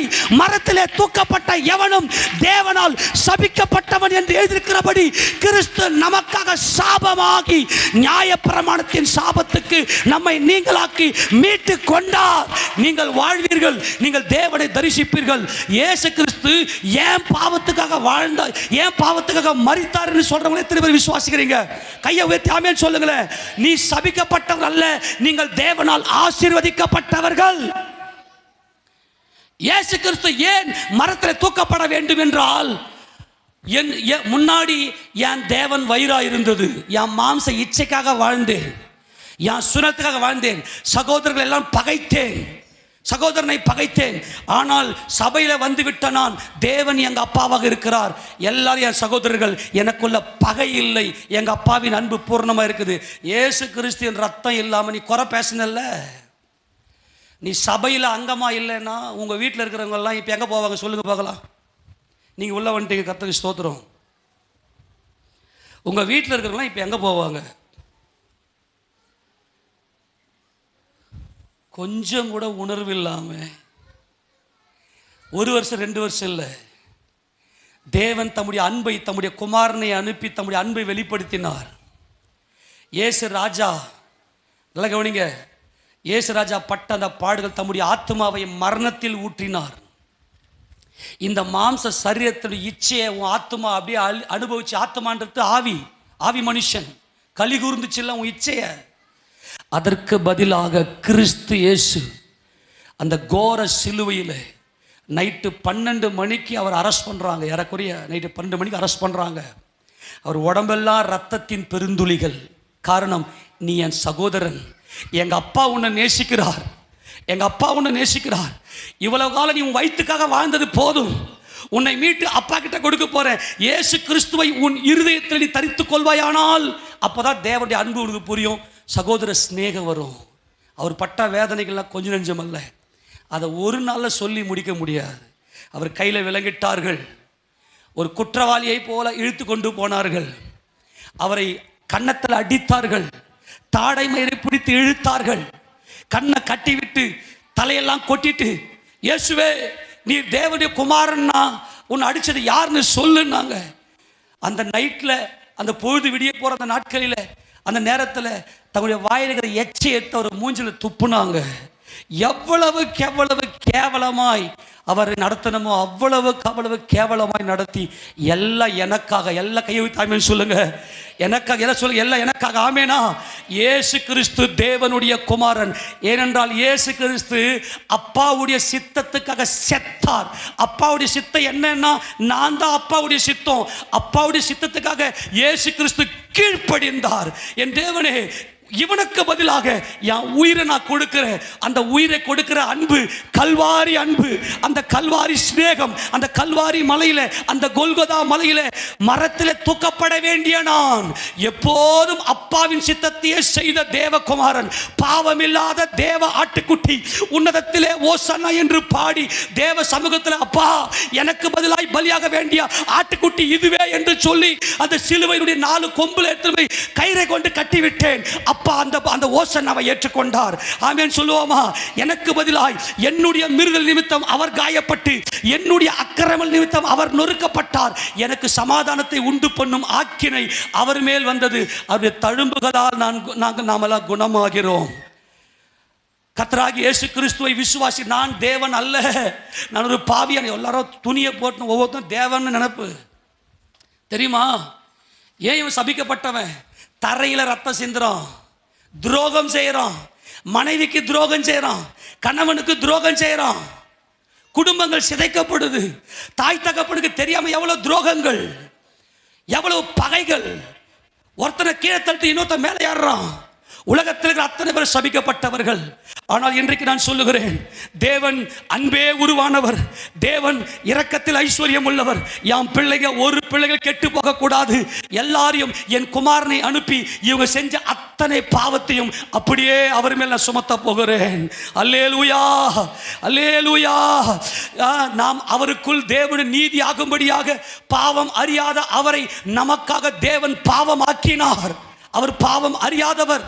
அவர் மனிதனாய் பிள்ளைகள் மாம்சத்தையும் ரத்தத்தையும் உடையவராய் இருக்க அவரும் மாம்சத்தையும் ரத்தத்தையும் உடையவரானார்.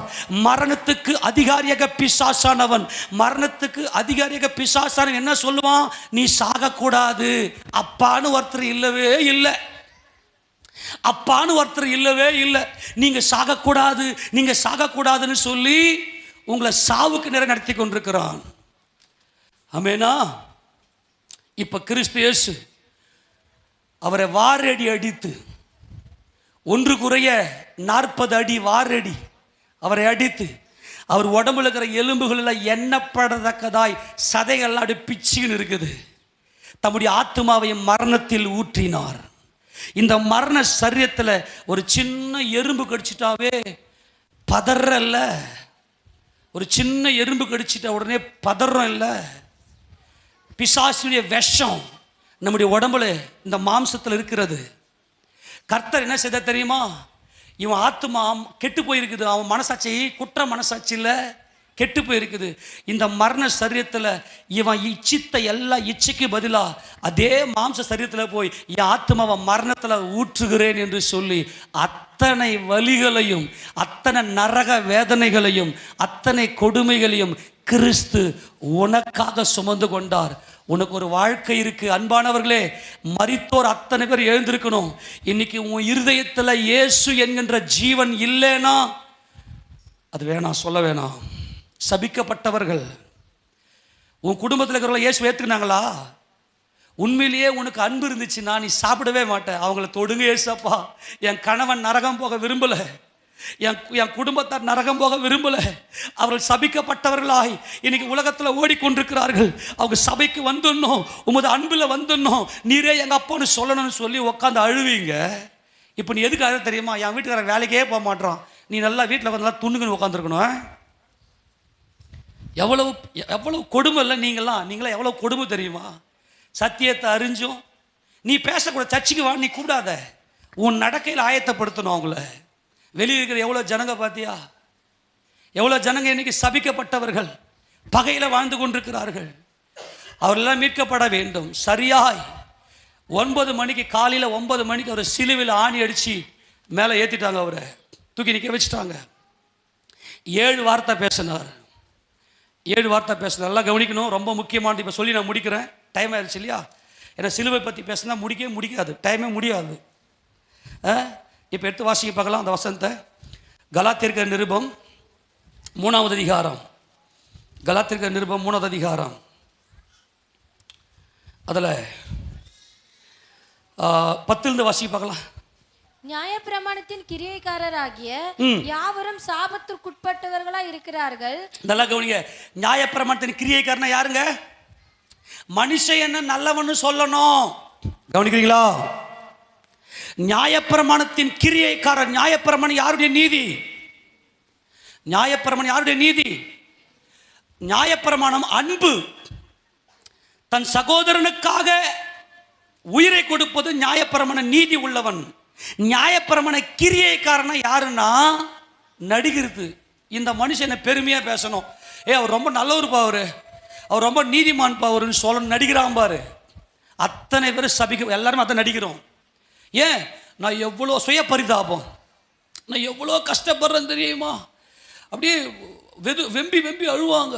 இவங்கெல்லாம் நியாயப்பிரமாண கிரியைக்காரர். இவங்க அத்தனை பேர் சாபத்துக்கு உட்பட்டிருக்கிறார்கள். மனுஷனுக்கு முன்னாடி பெருமையாக வாழணும்னு நினைக்கிறானே, மனுஷனுடைய பெருமையில் வாழ நினைக்கிறானே, அத்தனை பேர் சபிக்கப்பட்டவர்கள். ஏன்னா நடிக்கிறான், அவனுக்குள்ள அன்பே இல்லை, அப்பாவே பார்க்கலையே. நான் சொல்கிறேன், உண்மையான மனுஷன் என்பது நம்முடைய ஆவி மனுஷன். அதான் சாவு. சாவு வரும்போது அந்த ஏன் சாவு உன்னை பாதாளம் இழுத்துக்குதுன்னா, உனக்குள்ள அப்பாவின் அன்பு இல்லை, தேவ அன்பு இல்லை. உனக்குள்ள தேவ அன்பு உனக்குள்ள வரணும்னா அவருடைய குமாரனாகிய இயேசுவை ஒரு இரட்சகராக நீ விசுவாசிக்க வேண்டும். நியாயப்பிரமாணத்தின் கிரியைக்காரர்கள் யாவரும் சாபத்துக்கு உட்பட்டிருக்கிறார்கள். நியாயப்பிரமாண புஸ்தகத்தில் எழுதப்பட்டவர்களை எல்லாம் செய்யத்தக்கதாக அவைகளில் நிலைத்திராதவன் எவனோ அவன் சபிக்கப்பட்டவன் என்று எழுதியிருக்கிறது. நியாயப்பிரமாணத்தினாலே ஒருவனும் தேவனிடத்தில் நீதிமானாகிறது இல்லை என்பது வெளியரங்கமாக இருக்கிறது. கவனிங்க. நீ மனுஷனை ஏமாத்திடலாம், நல்லவா மாறி வீட்டுக்குள்ள அந்த ரங்கத்துல பல பாவங்களை செய்து விட்டு மனுஷனுக்கு முன்னாடி நல்லவ மாறி ஏமாத்திடலாம். ஆனா நீ தேவனுக்கு முன்பாக நீதிமான் அல்ல. தேவன் சகலத்தையும் அறிந்திருக்கிறார். சகலமும் அவருடைய பார்வைக்கு நிர்வாணமாயும் வெளியரங்கமாயும் இருக்கிறது. ஒரு சகோதரன் மேலே உனக்கு கசப்பு உள்ள இருக்கக்கூடாது. உன் இருதயத்துக்குள்ள கிறிஸ்து இருக்க வேண்டும், உன் வயிறு இருக்கக்கூடாது. அப்போ நியாயப்பிரமாணத்தின் கிரியைக்காரர் ஒருத்தர் தேவனுக்கு முன்பாக நீதிமான் அல்ல. அப்போ என்ன பண்ணணும்? உட்கார்ந்து பைபிளை படிக்கணும், கத்துக்கணும், உட்கார்ந்து கத்துக்கணும். எழுதியிருக்கிறபடியே இயேசு கிறிஸ்து சிலுவையில் பலியானார். என்ன எழுதியிருக்கிறது? உட்கார்ந்து கத்துக்கணும். இன்னைக்கு பைபிள் ஸ்டடின்னா ஒருத்தர் வரது கிடையாது. ஏன்னா ரொம்ப அவங்க வயிறு, அவங்க தேவன் அவங்க வயிறு ஓடுறது எல்லாம். சிலுவை தியான கூட்டம்னா உள்ள வரமாட்டாங்க யாரும். அங்கே போனால் பாவம் பாவம் பாவம். இப்போ தெரியாதுங்க.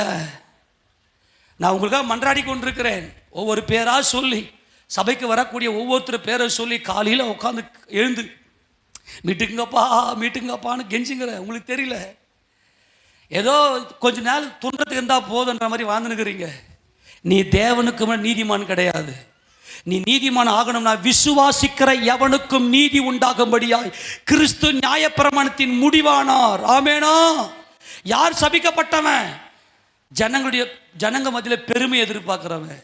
எப்பா ரொம்ப நல்லவருப்பா, நீங்கள் ரொம்ப அன்பாகிறீங்களே, எப்போ ரொம்ப நல்லா உயர்ந்துட்டீங்களே, நல்லா படிக்கிறீங்க, நல்லா நாலேஜுக்குத, நல்லா உன்னை அன்னைக்கு ஒரு மனுஷன் உன்னை புகழ்ச்சியாக பேசும்போது அப்படியே அதில் குளிர் காஞ்சியோ, நீ மரத்தில் தூக்கி கொலை செய்யப்பட வேண்டிய ஆள். எழுதி வச்சுக்க. ஏன்னா மகிமை, ராஜ்யமும் வல்லமையும் மகிமையும் என்றென்றைக்கும் தேவனுடையவைகளே. தேவனே சர்வ வல்லவர். நீ எதை படைச்சா உனக்கு பெருமை வரத்துக்கு? எது உன்னுது? எது உன்னுடையது? கிறிஸ்துவின் அன்பை நீ அறியாம உள்ள வந்து உட்காந்து சபையில வந்து உட்காந்து கிறிஸ்துவின் அன்பு அறியாம இன்னமும் உன் வயிறு எவ்வளவு காலம் உன் வயிறுக்காக வாழ்வ? முடிவு அழிவு. உன் வயிறுக்காக நீ வாழனா முடிவு உன் அழிவு. உன் பெருமை உன் பெண்மையின் பெருமை உன் வயிறு. என் ஆண்மையின் பெருமை உன் வயிறு. ஆண் உறுப்பம் பெண் உறுப்பம் எங்க இருக்கு? அசிங்கமா இல்ல? வயிறுக்காக தான் வாழ்ந்து கொண்டிருக்க. என்னைக்கு உன் தேவன் சர்வ வல்லவர், இயேசு கிறிஸ்துவின் தேவன் என் அப்பான்னு சொல்ல போற? வா, உங்க அன்பாய் சொல்றேன், வேதனையா சொல்றேன், என் மனசு உடஞ்சுதான் பேசி இருக்கிறேன். என்னைக்கு நீ கிறிஸ்துவின் பக்கம் திரும்ப போறேன்னு தெரியலையே. என்னைக்கு அப்பா உன் பிள்ளை வந்திருக்கிற இயேசு கிறிஸ்துவின் நாமத்தில் அந்த இயேசு கிறிஸ்து உன் இருதயத்தில் நீ தரிக்கணும்னா அவர் பட்ட ஒவ்வொரு பாடுகளும் உன் இதயத்தில் அப்படியே ஷேக் ஆகணும். அதுதான் இயேசு கிறிஸ்து ரத்தமே ஜெயம் புக்கு உங்களுக்கு நித்திய ஜீவன் புக்குன்னு எழுதி கையில் கொடுத்த ஒரு பைபிள் காலேஜ் லெக்சர். அவர் அந்த புத்தகத்தை வாசித்து பார்த்துட்டு, ஐயா என்னங்க ஐயா இந்த மாதிரிலாம் எழுதிருக்கிறீங்க புத்தகத்தை அப்படின்னாரு. நீ என்ன புக்ஸ் எழுதி நான் அவருன்னு நினச்சிட்டாருன்னா ஏதோ புக்கு போடுறேன்னு நினச்சிருக்காரு போல் இருக்கு. எங்களுக்கு ஃபோன் பண்ணார். பைபிள் காலேஜ் லெக்சராக இருக்கிறவர். இது வரைக்கும் பார்க்காத பார்வையில் நீங்கள் எழுதிருக்கிறீங்களே, இன்னும் எத்தனை புக்கு போட்டுக்கிறீங்கன்னாரு. எனக்கு அந்த அழைப்பு இல்லைப்பா, எனக்கு சபையில் இருக்கிறவங்களுக்காக நான் கொடுத்தேன் அந்த புக்கை. ஏன்னா உங்களுக்கு புரிய மாட்டேங்குது, அந்த வேதனை தான் எனக்கு. எவ்வளோ காலங்க உங்கள் வயிறுக்காக வாழ போகிறீங்க? ஒரு நாள் நீங்கள் தூக்கி போட போகிறீங்க. மரணம் உங்களை இழுத்துக்குமே, என்ன பண்ண போகிறீங்க? ஏன் இன்னைக்கு உங்களுக்கு வியாதி? ஏன் உங்கள் வாழ்க்கையில் போராட்டம்? ஏன் உங்கள் வாழ்க்கையில் மனக்குழப்பம்? ஏன் இன்னைக்கு வீட்டில் சண்டை? இந்த மனக்குழப்பத்தில் ஏன் உனக்கு சண்டை தெரியுதா? தேவனை அப்பான்னு சொல்லாமல் நான் தேவன், என் பெருமை எங்க? மகிமையில தேவனுக்கு உன் பெருமை. எவ்வளோ காலையாக உங்கள் வயிற்றுக்காக வாழ போகிறீங்க? நான் உங்களை அன்பாய் கெஞ்சி கேட்குறேன், சகோதர சகோதரிகளாய், வேணா உங்கள் காலில் கூட விழுந்து நான் கேட்குறேன், உங்கள் காலில் கூட விழுந்து நான் கேட்குறேன், தயவு செய்து இயேசு கிறிஸ்துவின் அன்பை, அவருடைய கொல்கொதா அன்பை புரிந்து கொள்ளுங்கள். பிசாசினுடைய வித்து உங்களுக்குள் இருக்கிறது. இன்னமும் உன் வயிறுக்காக நீ வாழ, உன்னால் வாழ முடியாது. அவன் வித்து உன்னை சாகடிக்கும். ஜபத்தில் போ. உன்னை உருவாக்குற இடம் ஜபம். நீ ஜபத்துக்கு போகணும்னா வசனம் உனக்கு தெரியணும். எப்பெல்லாம் சபை கூடுதோ, எப்போ எல்லாம் நீங்கள் என்கிட்ட வரீங்க, என்ன நான் அவருடைய அடிமை, நான் என் இயேசு ராஜாவுடைய வேலைக்காரன், நான் அவருடைய அன்பை சொல்லபடி அழைக்கப்பட்ட ஊழியக்காரன், நான் உக்கிரானக்காரன். நான் என்கிட்ட வரும்போது வசனத்தை கேளுங்க.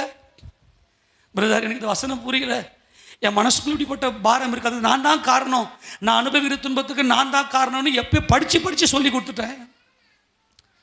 இன்னைக்கு பிசாசு தலை உடைக்கப்பட்டதை தான் இன்னைக்கு பார்க்க போகிறோம். நான் பார்த்து சொல்லி முடிக்க போகிறேன். இதை மட்டும் புரிஞ்சுக்கங்க. நியாயப்பிரமாணத்தின் கிரியைக்காரன் ஒருத்தனும் தேவனுக்கு முன்னாடி நீதிமான் கிடையாது. மனுஷனுக்கு முன்னாடி நீதிமான் மாதிரி நடிக்கிறியே, இந்த நடிப்பு செல்லாது. இன்னைக்கே இயேசு ராஜாவின் சமூகத்தில் வந்து, நீர் சிலுவையில் பட்ட ஒவ்வொரு காயத்துக்கு நான் தான் பொறுப்பாண்டவர், நீர் சிந்தின ரத்தத்துக்கு நான் தான் பொறுப்பாண்டவர். சபையில் வந்து தூங்குற எனக்கு எவ்வளோ வேதனை இருக்குது இல்லையா? நான் உங்களுக்கு திட்டல, உனக்கு சாவு இருக்குதுன்னே தெரியாம, நரகம் இருக்குதுன்னு தெரியாம இந்த வார்த்தையை விட்டு ஓடுறியே, எவ்வளோ வேதனை இருக்கு எனக்கு. கொஞ்சம் யோசிச்சு பாருங்க. ஒரு நாளும் தேவ சமூகத்துக்கு வரும்போது, ஆண்டவரே இன்னைக்காவது உங்களுடைய வார்த்தை தொட்டு உங்க கல்வாரி அன்பு கிட்ட வந்துருவாங்களா? மரத்தில் தூக்கப்பட்டவன் சபிக்கப்பட்டவன், நான் தான் மரத்தில் தூக்கப்படணும். பாவம் அறியாத அவரை எனக்காக பாவம் ஆக்கினீரே, என்னைக்கு கல்வாரி அன்பை புரிந்து கொள்வாய் என்று நான் அழுது கொண்டிருக்கிறேன். லைட்டாக கொஞ்சம் ஒரு சின்ன இடல் வந்துச்சுன்னா சோறு இறங்கா தெரியுமா?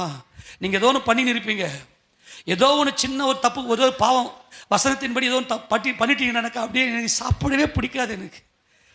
அதை நான் தேர்த்திக்கின்னு வர்றதுக்கெல்லாம் ரொம்ப நாள் ஆகிடும். ஆண்டவரே உங்களை விட்டு தூரம் போயிட்டாங்களா? நான் ராஜானு தங்கள் பெருமைக்கு போயிட்டாங்க. பெருமை தேவனை விட்டு பிரிச்சிடும். உன் வயிறு தான் உன் பெருமை வேண்டாம். உன் சகோதரனை தாழ்த்திடு, உன் சகோதரனுக்கு காலில் விழுந்துரு. நான் உங்க அன்பாய் சொல்றேன், யார் யாருக்கிட்ட சண்டை போட்டியோ நேரம் போய் காலை பிடிச்சிரு, நீ தப்பிச்சிருவ. என் தேவன் எங்க அப்பா, என் தேவனை படைக்கப்பட்ட ஆள் நீங்க, என் தேவனுடைய பிள்ளை நீங்க. போய் காலில் விழுந்துட்டா நீ நீதிமான். சண்டை கிண்டா போட்டுக்குன்னு உன் வாயில பகைய பேசினா நீ தேவன்கிட்ட போக முடியாது. இங்க வேணா இருந்துடலாம், எப்படி உன் பலத்தில் இருந்துடலாம். யாரை பத்தி நீ குறை பேசணியோ, மனுஷர் பேசின வீணான வார்த்தைகள் அத்தனையும் ரெக்கார்டில் இருக்கு. நீ நியாயத்தீர்ப்பினால கணக்கு கொடுக்கணும். ஆனால் உன் மேல அன்பு வைத்து கர்த்தர் உன்னை பிடிச்சிட்டாரு. நீ தண்டிக்கப்படக்கூடாது என்பதற்காக தம்முடைய குமாரனை தண்டித்தார். நீ தண்டிக்கப்படக்கூடாது என்பதற்காக கிறிஸ்து தம்முடைய ஆத்துமாவை இந்த மரண சரீரத்தில் ஊற்றினார். இந்த மாம்சத்தில் அவ்வளவு வேதனைகளை அனுபவித்தார். உலகத்தில் எல்லா பாவங்களையும் தெய்வம் மாம்சத்தில் வந்து, தேவன் மாம்சத்தில் வந்து, இயேசு தேவன். இன்னைக்கு அநேக கள்ளர்கள், வஞ்சகர்கள் இயேசுவை குறித்து, அவருடைய தெய்வத்துவத்தை குறித்து கேள்வி கேட்கிறோம். தெய்வம், நீ தேவ சாயல், உனக்குள்ள ஆத்மா சாகாது, உனக்குள்ள ஆத்மா சாகாது, உன் மனசாட்சி சாகாது. அது என்னன்னைக்கு உயிரோடு தான் இருக்கும். நித்திய காலமா நீ அக்கினியிலே வேதனைப்படக்கூடாது என்பதற்காக தெய்வம் மகிமையை துறந்து வந்தார். தெய்வம் செத்தார். செத்ததையா தெய்வம்? சாவுல தான் அன்பு இருக்கிறது. எந்த தெய்வம் உனக்காக செத்தது? உன் உடம்புல நீ மாம்சத்தோட ரத்தத்தோட இருக்கிறாய் என்பதற்காக தெய்வம் மாம்சத்தோட ரத்தத்தோட வந்தாரே. அவருடைய மரணத்தினால நீ உன்னை நீதிமானாக்கும்படி வந்தாரே. நான் பாவி ஆண்டவர் என்ன அறிக்கை பண்ண அவருக்கு முன்னாடி. இன்னும் எவ்வளவு காலம் ஓட போற மரணத்தை நோக்கி, இன்னும் எவ்வளவு காலம் ஓட போற மரணத்தை நோக்கி. இயேசு கிறிஸ்துவை தங்கள் சொந்த இரட்சகராக ஏற்றுக்கொள்ளாத அத்தனை பேரும் சபிக்கப்பட்டவர்கள். ஆனால் தேவனால் இந்த சாபத்தை பார்க்க முடியாது. ஒரு பிள்ளையும் சபிக்கப்பட்டவர்கள் இருக்க வேண்டும் என்பது தேவன் நோக்கம் அல்ல. தேவன் அன்பாகவே இருக்கிறார். இந்த பிசாசினுடைய வார்த்தைக்கு செவி கொடுத்து நீ வழுவி போனாய். இதுதான் உன் வீடு. நான் பல முறை சொல்லிட்டேன், என்னுடையதுன்னு எதுவுமே கிடையாது. இந்த இடம் கூட எங்கள் பேர் மேலே கிடையாது. எல்லாம் தேவனுடைய. நான் ஒரு பரதேசி. இது தேவனை ஆராதிப்பதற்கு கொடுக்கப்பட்ட இடம். எப்போ வேணா உள்ளவா ஜெபம் பண்ணு. என்கிட்ட வந்து வசந்த கேளு, எனக்கு தெரிஞ்ச வரைக்கும் சொல்லித்தரேன். ஒரே ஒரு வாழ்க்கை, சாவறதுக்காக வாழற. உன் வயிறுன்னு ஓடி ஒரு நாள் துன்றதுக்கே நீ சாப்பிடணும்னு ஆசைப்பட்டினா கூட உனக்கு சாப்பாடு ஏற்றுக்காது. சாவ போறீங்களே, அந்த வாழ்க்கை வேணாங்க. மெய்யான போஜனம் என் ஆண்டவராக இயேசு கிறிஸ்து எனக்கு போதும்னு சொல்லி இந்த வார்த்தையை தியானம் பண்ணுங்க. இந்த வார்த்தை மேலே தாகம் வையுங்க. ஏன்னா நியாயப்பிரமாணத்தின் கிரியைக்கிற மனுஷனுக்கு முன்னாடி பெருமையாக வாழணும்னு நடிக்கிறானே, ஒருத்தனும் தேவனுக்கு முன்னாடி போக முடியாது. அப்போ என்ன செய்யறது? இவெல்லாம் சபிக்கப்பட்டவன். இந்த சாபத்தை எப்படி போக்கினார்? தொடர்ந்து வாசிக்கலாம். 11 மறுபடியும் வாசி. நியாயப்பிரமாணத்தினாலே ஒருவனும் தேவனிடத்தில் நீதிமானாகிறது இல்லை என்பது வெளியரங்கமாய் இருக்கிறது. ஏனெனில் விசுவாசத்தினாலே நீதிமான் பிழைப்பான் என்று எழுதியிருக்கிறது. என்ன விசுவாசிக்க வேண்டும்? இயேசு கிறிஸ்து தேவனுடைய குமாரன். இயேசு கிறிஸ்து தேவனுடைய வார்த்தையானவர். இயேசு கிறிஸ்து தேவன். இந்த தேவன் சபிக்கப்பட்டவனாகிய என்னை மீட்கிறதுக்காக, தேவனை அறியாமல் இருந்த என்னை மீட்கிறதுக்காக அவர் எனக்காக மாம்சத்தில் வெளிப்பட்டார். அவர் தேவன். அவர் என்னுடைய பாவங்களுக்கு அடிக்கப்பட்டு, என்னுடைய அக்கிரமங்கள் நொறுக்கப்பட்டு, என்னுடைய சாபத்துக்காக மரத்தில் தூக்கப்பட்டார். அவர் என்னை சாபத்தில் மீட்டுக் கொண்டார். இயேசு கிறிஸ்துவின் நாமத்தில் நான் தேவனுடைய பிள்ளை. நம்மளாம் தேவர்கள். நம்மளாம் யாருங்க? சொல்லு, நம்மளாம் யாரு? நம்மளாம் தேவர்கள். எடுத்து வாசி 13ஆம் வசனம் எல்லாம் சேர்ந்து வாசி பார்க்கலாம். எல்லாம் 13ஆவது வசனம் எல்லாம் சேர்ந்து வாசி. எல்லா பைபிள் எடுத்துக்க. கலாத்தியர் 3வது அதிகாரம் 13வது வசனம் எல்லாம் சேர்ந்து வாசி. மரத்திலே தூக்கப்பட்ட எவனும் சபிக்கப்பட்டவன் என்று எழுதியிருக்கிறபடி கிறிஸ்து நமக்காக சாபமாகி, எல்லாம் 3 முறை சொல்லு போல கையை உயர்த்தி. கிறிஸ்து நமக்காக சாபமாகி. எல்லாம் சொல்லுங்க. கிறிஸ்து நமக்காக சாபமாகி. கிறிஸ்து நமக்காக சாபமாகி நியாயப்பிரமாணத்தின் சாபத்துக்கு நம்மை நீங்களாக்கி மீட்டு கொண்டார். கையை தட்டி இயேசு கிறிஸ்து எல்லா சாபத்திலிருந்தும், எல்லா பாவத்திலிருந்தும், எல்லா அக்கிரமத்திலிருந்தும் என்னை மீட்டு கொண்டார். என்னை மீட்டு கொண்டார். ஏன்? அவர் மரித்தார். அவர் என்ன பண்ணாரு? செத்தார். சாவுல தான். சாவு எதை காண்பிக்கிறது? அன்பை காண்பிக்கிறது. ஆமெனா? சாவு எதை காண்பிக்கிறது? சொல்லு, சாவு எதை காண்பிக்கிறது? அன்பை காண்பிக்கிறது. அந்த அன்புல தான் ஜீவன் இருக்கிறது. அந்த அன்புல தான். சொல்லு, அந்த அன்புல தான். இப்போ உனக்கு என்ன வேணும்? இந்த உலகம் வேணுமா, இயேசு வேணுமா? எல்லாம் சொல்லுங்க. நான் சொல்லி முடிக்கிறேன். இப்போ கவனிங்க. இப்போ இயேசு ராஜா கல்வாரி சிலுவையில் 9 மணிலிருந்து 12 மணி வரைக்கும் அப்படியே தொங்கிக்கிட்டு இருந்தார். மூச்சு விட முடியல. தம்முடைய ஆத்மாவை இந்த மரணத்தில் ஊற்றினார். எது மரணம்? புரிஞ்சு போச்சா? இப்போ உன் சுயநீதி தான் மரணம். சாவு என்பது மரணம் நிறைவேறுதல். மனுஷன் சாவறானே, இன்னைக்கு பூமியில் துணி போட்டுனுக்கிற அத்தனை பேரும் சாவு, அத்தனை பேரும் மரணம். ஏன்னா தேவனை அறியாமல் பெருமையில் வாழ்ந்துருக்கிறான். இந்த மரணத்தை தான் பாதாளம் இழுத்துக்குது. நீ புதுசாக ஏற்கனவே செத்துட்டு நீ குப்பைக்கு போற. ஆனால் நீ குப்பைக்கு போகாமல் கோபுரத்துக்கு வர வேண்டும் என்று தேவன் விரும்புகிறார். நீ சியோனுக்கு வர வேண்டும் என்று தேவன் விரும்புகிறார். இயேசு கிறிஸ்து தம்முடைய ஆத்மாவை இந்த மரணத்தில் ஊற்றினார். இந்த மரண சரீரத்தில் ஊற்றினார். 9 மணிலேருந்து 12 மணி வரைக்கும் அவர் தொங்கிக்கிட்டு இருந்தார். அவர் வேதனைப்பட்டு பிதா கிட்ட கேட்குறாரு, என் தேவனே ஏன் என்னை கைவிட்டிருந்துங்கிற வார்த்தை 4ஆவதா பேசுகிறாரு. அதுக்கு முன்னாடி நீங்கள் பார்த்தீங்கன்னா முதல் வார்த்தை அவர் ஏறினதும் சிலுவையில் தூக்கி போட்டதும், பிதாவே இவர்களுக்கு மன்னியும், தாங்கள் செய்கிறது இன்னதென்று அறியாதிருக்கிறார்களே. சிலுவையில் அவர் பேசின முதல் வார்த்தை. இந்த வார்த்தையெல்லாம் கொஞ்சம் கடகடன்னு காட்டுறேன். ஏசாயா தீர்க்கதரிசியின் புத்தகம் 53வது அதிகாரம். ஏசாயா தீர்க்கதரிசியின் புத்தகம் 53ல் 12ஆம் வசனத்தை வாசிக்கலாம். 12. அவர் தம்முடைய ஆத்துமாவை மரணத்தில் ஊற்றி அக்கிரமக்காரில் ஒருவராக எண்ணப்பட்டு. அவர் தம்முடைய ஆத்துமாவை எதில் ஊற்றினார்? மரணத்தில். எது மரணம்? அவரை சிலுவையில் அடிச்சு இந்த மரண சரீரம் எல்லாம் கவனிங்க. எதுங்க மரணம்? இந்த சரீரம் தான் மரணம், மரண சரீரம். ஆமேனா? எல்லாரும் ஆமேன் சொல்லுங்க. மா இப்போ நீ யார்? நீ யார்? நீ மரணம், சாவு. நீங்க போனாங்க. இப்ப சாவு வருது இல்லையா? உன் ஆத்மா உன் உடம்பை விட்டு வெளியே வருது. அப்ப மரணம் வந்து நிறைவேறுது. அப்ப என்ன ஆகுது? இப்ப இருக்கிறது சாவு. என்னன்னு தேவனை பார்க்கல. இயேசு கிறிஸ்து உன் இருதயத்தில் இருந்தால் உனக்கு ஜீவன். அப்ப இயேசு கிறிஸ்து என்ன பண்ணார்னா, உனக்குள்ள மரணம் இருக்குது என்பதற்காக அவர் தம்முடைய ஆத்துமாவை, மனுஷனை பூமியில் வந்தார் இல்லையா, தம்முடைய ஆத்துமாவை இந்த மரணத்துல ஊற்றி அந்த கோர சிலுவையில் தொங்கினார். ஆமேனா?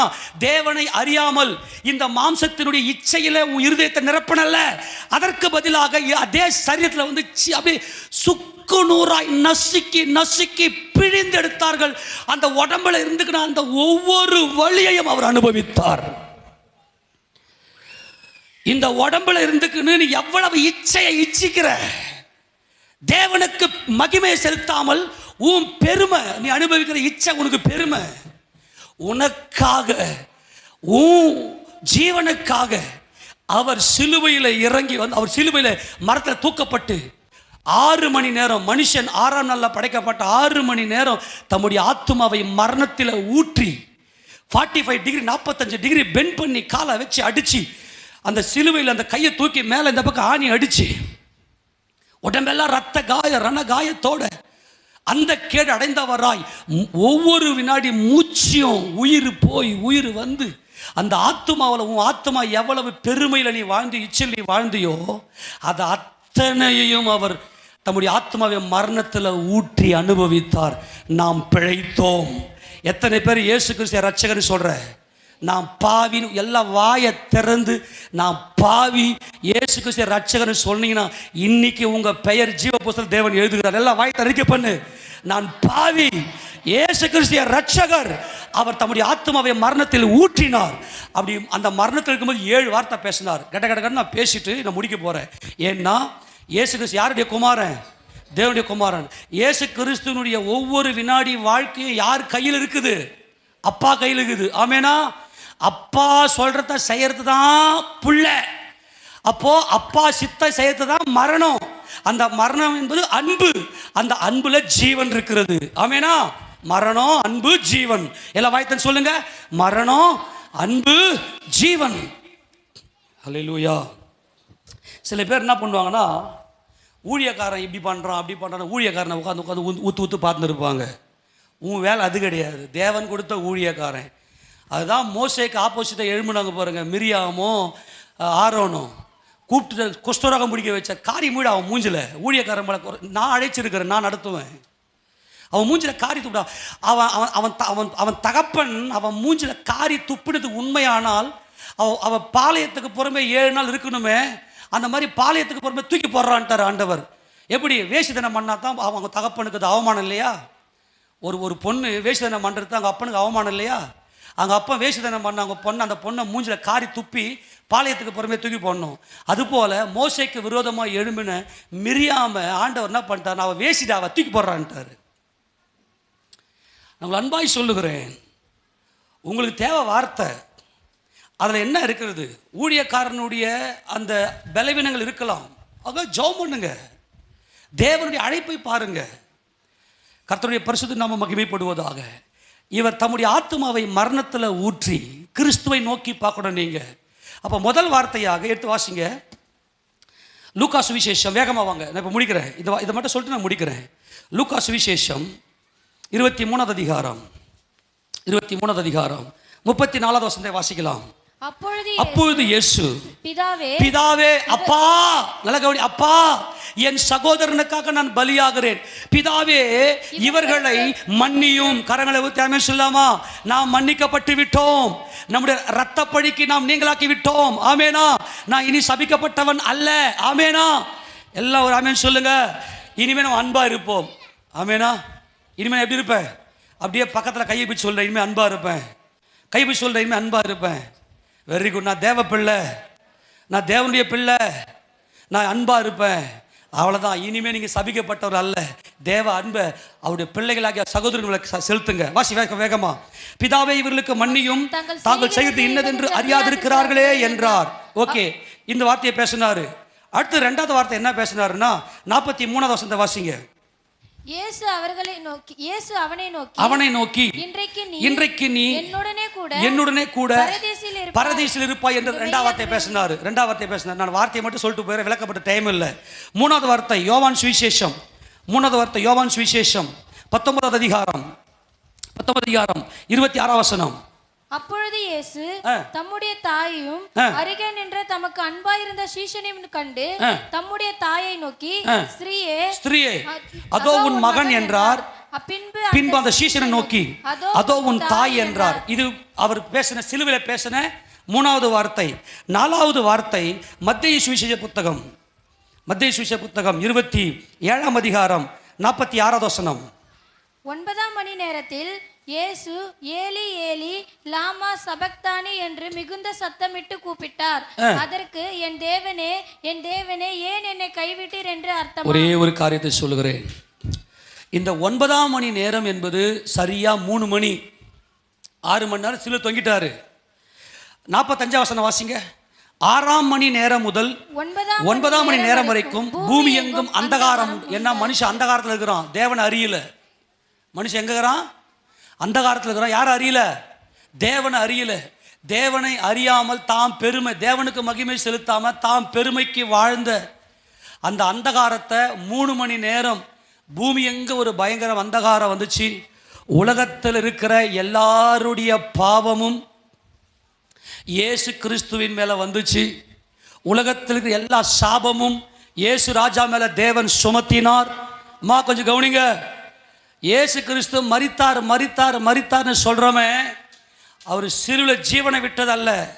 இந்த 3 மணி நேரம் அந்தகாரம் இருந்து பிதாவாகிய தேவனுடைய பிரசன்னம் கிறிஸ்துவின் மேலே இல்லாதபடிக்கு அற்று போனதே, அதுதான் மரணம். நீயும் நானும் தேவ பிரசன்னம் இல்லாமல் இந்த பூமியில் தேவனுக்கு விரோதமாக வாழ்ந்தோமே. ஏலி ஏலி லாமா சபக்தானி, என் தேவனே ஏன் என்னை கைவிட்டீர். இந்த உலகத்தில் ஆதி முதற்கொண்டு அனாதி முதற்கொண்டு நித்திய காலமாய் பிதா குமாரன் பரிசுத்த ஆவியான திருத்துவ தேவனாய் ஒருவரோடு ஒருவர் ஒன்றரை கலந்து அன்பிலே பரிபூர்ண தமக்காக உமக்காக நான் என்று அன்பிலே ஜீவனிலே வாழ்ந்த என்ன அன்புதான் தேவன். குமாரனுக்காக தேவன், தேவனுக்காக குமாரன், குமாரன் தேவனுக்காக பரிசுத்த ஆவியானவர், உமக்காக என்று அன்பிலே வாழ்ந்த தெய்வம் அந்த தெய்வத்துவம், அந்த அன்பு மரித்த நேரம், அந்த 9ஆம் மணி வேலை, அந்த 3 மணி கதறாரு, தேவனே உங்க பிரசன்னம், உங்க சமூகம் என்னை விட்டு போனதே. ஆதாமே நீ எங்கே இருக்கிறாய்? நான் தேவனுடைய சத்தத்தை கேட்டு நான் நிர்வாணியா இருப்பேன் பயந்து ஒளிந்து கொண்டேன் என்று ஒளிந்தான். தேவ சமூகத்தை விட்டு ஓடின ஆதாமுக்கு பதிலாய் கிறிஸ்து இயேசு பிதாவின் பிரசன்னம் இல்லாதவராய் தொங்குனாரை. இதாங்க மரணம். தேவ பிரசன்னம் இல்லாம தேவனை பார்க்காம உன் பெருமைக்காக வாழ்ந்த பார், இதுதான் மரணம். அதனால தான் சாவு வருது உனக்கு. அந்த சாவு உன் சாவின் பூரணம், அது சாவு பரிபூர்ணப்படுது. ஆனால் இயேசு கிறிஸ்து பிதாவின் பிரசன்னம், ஆவியா இருக்கிற தேவனுக்கு உருவம் கிடையாது. தேவனுக்கு உருவம் கிடையாது. இந்த விக்கிரக ஆராதனை பிசாசினால் கொண்டு வரப்பட்டது. நல்லா கவனிச்சிங்க.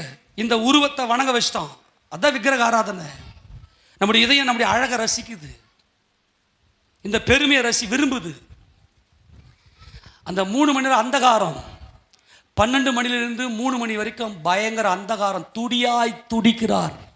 என் தேவனே தேவனே தேவனே உள்ளத்துல கதறி கொண்டிருந்தார். 3 மணி நேரம் மரணம். அதுதான் கிறிஸ்துவினுடைய மரணம். நல்லா புரிஞ்சு, கிறிஸ்துவினுடைய மரணம் என்பது அந்தகாரம் மூடிக்கொண்டிருந்த போது என் தேவனே ஏன் என்னை கைவிட்டீர் அப்படின்னு சொல்லி 4வது வார்த்தையாக பேசும்போது அந்த மரணம் நிகழ்ந்துருச்சு. நிகழ்ந்ததுமே இப்போ நடந்த சம்பவம் என்ன தெரியுமா? அப்படியே பிதா நம்ம மேலே இருந்த எல்லா பாவத்தை தூக்கி அவர் மேலே சுமத்தந்தோம். தேவனுக்கும் குமாரனுக்கு பிரசன்னம் அற்று போனதும் நான் சுத்தமாயிட்டேன்.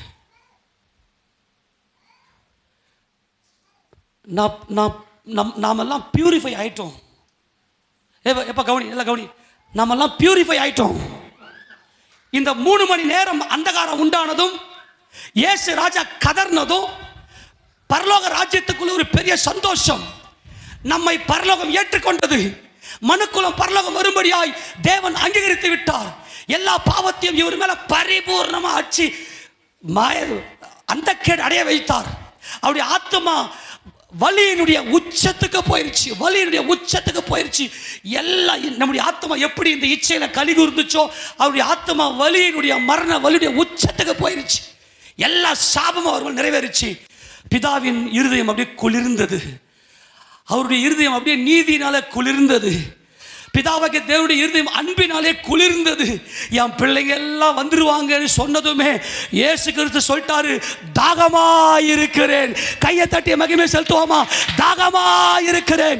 வேத வாக்கியம் நிறைவேறத்தக்கதாக தாகமாயிருக்கிறேன். என் சகோதரர்கள் எல்லாம் என் பிள்ளைகள் எல்லாம் பரலோக ராஜ்யம் வருவதற்கு நான் தாகமாயிருக்கிறேன் என்று சொல்லி அந்த வார்த்தையை அறிக்கை செய்கிறார். யோவான் சுவிசேஷம் 19 அதிகாரம், யோவான் சுவிசேஷம் 19 அதிகாரம் அதுல 28 வசனத்தை வாசிங்க.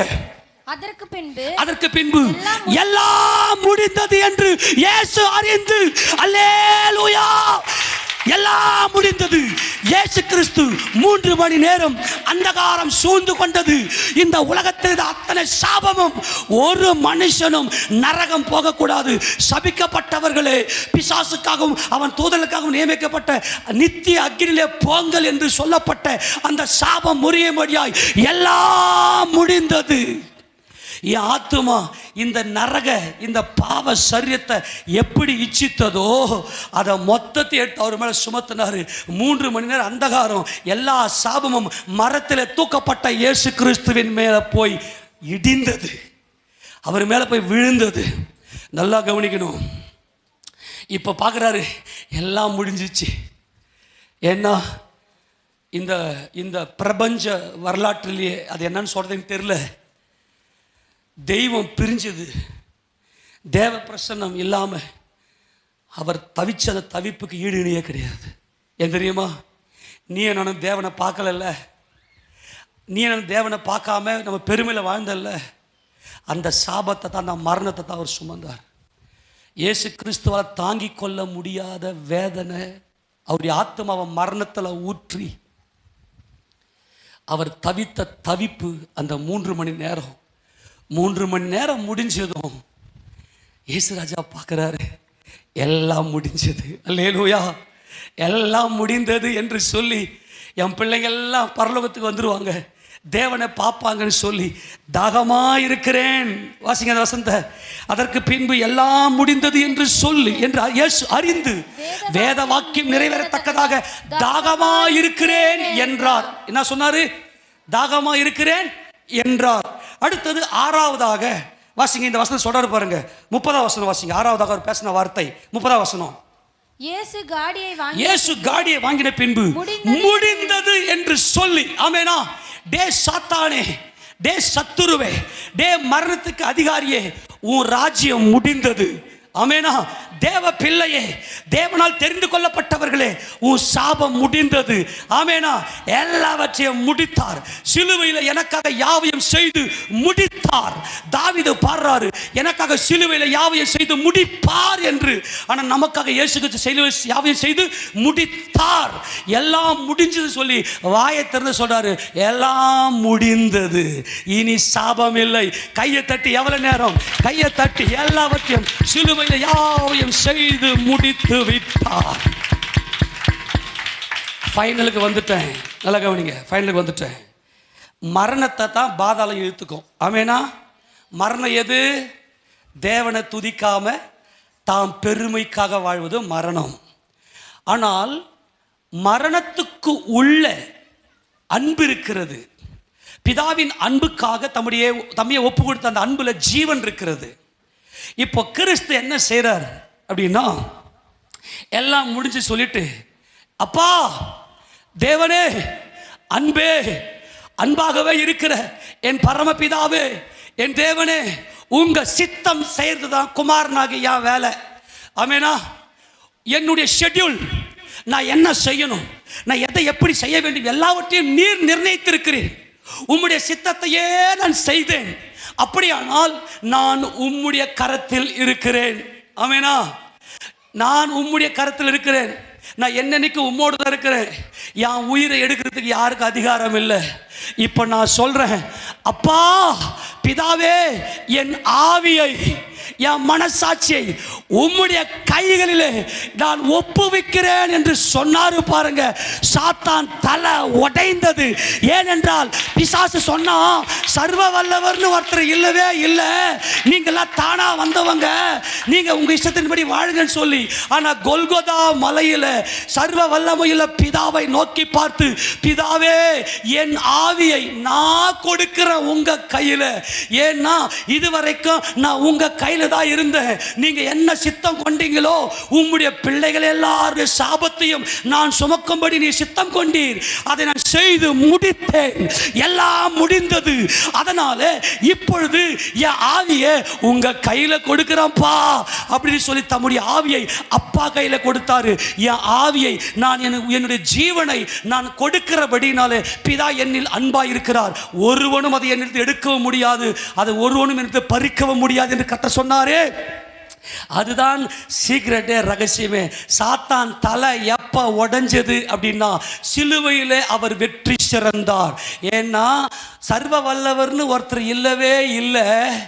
அவர் சொல்றதெல்லாம் நீங்க கேட்க வேண்டியதும் இல்லை அப்படின்னு சொல்லி பிசாசு நீ சாவது இல்லைன்னு சொன்னானா? நீங்க சாவது இல்லைன்னு சொன்னானா இல்லையா? நீங்க சாவது இல்லை, இந்த கனி சாவது இல்லை. சாவுல என்ன இருக்கு? அன்பு இருக்கு. சொல்லுங்க, சாவுல என்ன இருக்கு? அன்புல என்ன இருக்கு? ஜீவன் இருக்கு. இதுதான் கொல்கோதாவில் அவன் என்ன பண்ணான்? தலை, அவன் விஷம் எல்லாம் அந்த தலையில் தான் இருக்கு. பாம்புக்கு விஷம் எங்க இருக்கும்? தலையில் இருக்கும் இல்லையா? எல்லாத்துக்கும் தலை விஷம் எங்க இருக்க? தலையில் தான் இருக்கும். அந்த கொல்கதா மலை என்பது அவனுடைய ராஜ்யம். அவன் சிங்காசனம் போட்டு உட்கார்ந்துருந்தான். இப்ப கர்த்தர் அந்த கொல்கதா மலையில இந்த உலகத்தினுடைய சாபத்தை எல்லாம் தீர்க்கிறதுக்கு, இந்த சாபத்தை எல்லாம் தீர்த்துட்டு பிசாசின் தலையை நசுக்கிறதுக்கு ரெண்டு காரியம் அங்கே கொல்கொதாவில் நடந்துச்சு. கொல்கொதாவில் ஏன் அவர் மறிக்கணும்னா, பிசாசின் தலையை நசுக்கிட்டு வெற்றி சிறக்கணும். கொல்கொதா மலை யுத்த காலம். ஆமேனா? பிசாசுக்கும் மரணத்துக்கு அதிகாரியாக பிசாசுக்கும் ஜீவனின் அதிபதியாக இயேசு கிறிஸ்துவுக்கும் யுத்தம் நடக்கிறது. இதிலே ஜெயங்கொண்டவர் நமது ஆண்டவராக இயேசு கிறிஸ்து. அப்ப சிலுவையில தான் இயேசு ராஜா வெற்றி சிறந்தார். ஆமேனா? அவர் மூன்றாவது நாள் உயிரோடு எழுந்தது. அவர் சியோனிலே, பக்கத்திலேயே சியோன் மலை, அந்த சியோன் மலையில போய் அவர் என்றென்றைக்கும் ராஜாதி ராஜாவாக அவர் ஆளுகை செய்கிறார். அவர் உயிரோடு எழுந்தது தேவன் அவருக்கு கொடுத்த மகிமை. எதற்காக அவருக்கு மகிமையை கொடுத்தார்? அவர் சிலுவையில் வெற்றி சிறந்தார். வெற்றி பெற்ற அவங்களுக்கு கிரீடம் வைப்பாங்க, வைக்க மாட்டாங்களா?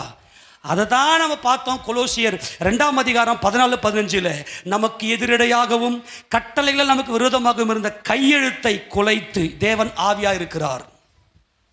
பிசாசு அவரெல்லாம் ஒன்றில் எல்லாம் நீதான்ட்டான். அங்கே பிரச்சனையே நான் தான், என் மாம்சம் தான் பிரச்சனை எனக்கு. நமக்கு எதிரடையாகவும் கட்டளைகள் நமக்கு விரோதமாகவும் இருந்த கையெழுத்தை குலைத்து சுக்கு நூறா அந்த உடம்பை அடிச்சு காலி பண்ணி மிஷ்காத் ஆக்கி, ஆமென், அதை நடுவில் இராதபடி எடுத்து சிலுவையின் மேல் ஆணி அடித்து துரைத்தனங்களையும் அதிகாரங்களையும் உரிந்து கொண்டு, எல்லாம் என்ன பாருங்க, துரைத்தனங்களையும் அதிகாரங்களையும், உன் மூஞ்சியும் உன் வஸ்திரத்தையும் உரிஞ்சுனா, அவருக்கு மூஞ்சே இல்லை, அவருக்கு அங்கே குலைச்சிட்டாங்க. இதுதான் நியாயப்பிரமாண சுயநீதி இல்லையா? துரைத்தனங்களையும் அதிகாரங்களையும் உரிந்து கொண்டு வெளியரங்கமான கோலமாக்கி, நீ நிர்வாணி, ஏமாத்திரையா, நீதி உள்ளவனு பேர் வச்சு நீ ஏமாத்திரியா, வெளியரங்கமான கோலமாக்கி அவைகளின் மேல் சிலுவையில் வெற்றி சிறந்தார். வெற்றி வெற்றி சிறந்தார்னா கொல்கதா தான் யுத்த காலம். இயேசு கிறிஸ்து அங்கே தான் சாத்தான் தலையை நசுக்குனார். எப்படி? பிதா கிட்ட ஆவியை ஒப்பு கொடுத்து, பிதா கையில். அந்த வார்த்தை முக்கியம். அந்த வார்த்தையை வாசித்ததும் அப்பதான் சாத்தான் தலையே உடையுது. நீங்கள் சாவது இல்லை, சாவக்கூடாதுன்னு சொன்னால இயேசு கிறிஸ்து செத்தார். ஆமென் சொல்லுங்க. இயேசு கிறிஸ்து என்ன பண்ணார்? செத்தார். இயேசு கிறிஸ்து என்ன பண்ணாரு? செத்தார். இயேசு கிறிஸ்து அன்புள்ளவர், இயேசு கிறிஸ்து ஜீவன் உள்ளவர். அப்பாவின் சித்தம் செய்வதற்கு செத்தார். இதுவரைக்கும் எத்தனை பேருக்கு புரிஞ்சுது? யாருக்காவது புரியலன்னா ப்ளீஸ் நீங்கள் சாப்பிட்டுட்டு நல்லா பிரியாணி, அதனால தான் இன்றைக்கி நான் பிரியாணி செஞ்சு ஒரு ஸ்வீட் எதனா வைக்கணும், ஏதோ என் கையில் இருந்தது விரி வச்சு பிரியாணி செஞ்சு நான் கொண்டாடுற வெற்றியினால். அல்லேலூயா. சாத்தான் தலையை நசுக்கிட்டு இவர் ஆவியை ஒப்பு கொடுக்குறேன்னு சொல்லிட்டு உடம்பை விட்டு வெளியே போயிட்டார் தேவன்கிட்ட. அவன் சொல்லுங்க பார்க்கலாம். என் உயிரை நானே கொடுக்கணும் தேவனுக்கு. என் உயிரை நான் தேவனுக்கு நானே கொடுக்கணும். ரெடியாக இருக்கணும். நினச்சா நான் வெளியே வரணும், நினச்சா நான் உள்ளே போகணும். மரணம் என்னை ஆளுகை செய்யக்கூடாது. இந்த அறிவு என்னை ஆளுகை செய்யக்கூடாது. நிறைய பண்ணி கிறிஸ்தவம் புரியல. நிறைய பண்ணி கிறிஸ்தவம் புரியல. கிறிஸ்தவனை வேற என்ன நினச்சிருக்கிறாங்க. நீ இவனை ஜெயிக்கணும், இவனை ஜெயிக்கணும். ஆமே. சரி, இப்போ ரெடி ஆகிட்டீங்களா வெற்றியை கொண்டாடுறதுக்கு? பிதாவே என் ஆவியை உன் கையில். ஒரு குமாரன்னா ஆவியே அப்பா கையில் இருக்கணும். ஆமேனா? உன் பிள்ளை வாய் தந்தா பேசுது. உன் பிள்ளைங்கெல்லாம் வாயை திறந்தா நல்ல பரிசுத்த வார்த்தை பேசுதா இல்லை சாக்கடா பேசுதா? எச்சரிக்கையாக சொல்கிறேன், நீங்கள் தான் கணக்கு கொடுக்கணும். நீங்கள் தான் கணக்கு கொடுக்கணும். அந்த பிள்ளைய தேவ பிள்ளையாக வளர்க்கணும். வாசிக்கலாமா? சாத்தான் தலையை உடைச்ச இந்த சம்பவம் எடுத்து வாசிக்க பார்க்கலாம். லூக்கா சுவிசேஷம் 23. லூக்கா சுவிசேஷம் 23 45 46 வாசிங்க. சூரியன் இருளடைந்தது. தேவாலயத்தின் திரைச்சீலை நடுவில் இரண்டாய் கிழிந்தது. இயேசு அப்பா பிதாவே உம்முடைய கைகளில் என் ஆவியை ஒப்புவிக்கிறேன் என்று மகா சத்தமாய் கூப்பிட்டு சொன்னார். இப்படி சொல்லி ஜீவனை விட்டார். கரங்களை தட்டி மகிமை செலுத்துவோமா? இப்படி சொல்லி கர்த்தராகிய இயேசு கிறிஸ்து ஜீவனை விட்டார். ஜீவனை விட்டார். நல்லா கவனிக்கணும். பிசாசு சொன்னா சர்வ வல்லவர்னு ஒருத்தர் இல்லவே இல்லை, எல்லாம் நீதான் உலகத்தில் உன் மனம் போன போக்கில் ஆளுக பண்ணு, நீ அனுபவிச்ச ஒன்று நீ படைச்சியா? உண்டானது ஒன்றும் அவராலே இல்லாமல் உண்டாகவில்லை, எல்லாவற்றையும் அவர் உண்டாக்கினார். இவர் சொல்லி ஜீவனை விட்டார். அப்பாவை கூப்பிட்டார். இன்னைக்கு வரைக்கும் உங்க சித்தம் தான் நான் செய்கிறேன். இன்றைக்கு வரைக்கும் உங்க சித்தத்திற்காக நான் செத்திருக்கிறேன். நான் செத்திருக்கிறேன். நான் உலக தோற்றத்துக்கு முன்னாடியே செத்தவர். என் சாவலத்தான் எல்லாம் உண்டாச்சு. எங்க அப்பா ஆவியா இருக்கிறார். உலகம் என்கின்ற ஒன்று இல்லை, வானம் இல்லை, பூமி இல்லை, சமுத்திரம் இல்லை, நீ பார்க்கிற எதுவுமே இல்லை. ஆனா எங்க அப்பா ஆவியா இருக்கிற எங்க அப்பா இதையெல்லாம் சித்தம் கொண்டார். என்ன சித்தம்? நமது சாயல்ல பிள்ளைங்களை உண்டாக்க போறேன். அவங்க என்ன பார்க்க முடியாது, ஏன்னா சிருஷ்டி. அவங்க சிருஷ்டியானது மாயைக்கு கீழ்ப்பட்டிருக்கிறது. சுய இஷ்டத்தினாலே அல்ல, கீழ்ப்படுத்தினவராலேயே மாயைக்கு கீழ்ப்பட்டிருக்கிறது. ஜீவனாகிய இயேசு உள்ள வந்தா மட்டும்தான் நீ பிதாவை பார்க்க முடியும். நான் செத்ததனால தான் எல்லாம் சிருஷ்டிக்கப்பட்டுச்சு. ஆனா பொய்யன் திருடன் சாவது இல்லை, சாவக்கூடாதுன்னு சொல்லி சாவ உண்டு பண்ணிட்டான். தியானம் பண்ணிங்க வீட்டில் போய். நீ சாவது இல்லை.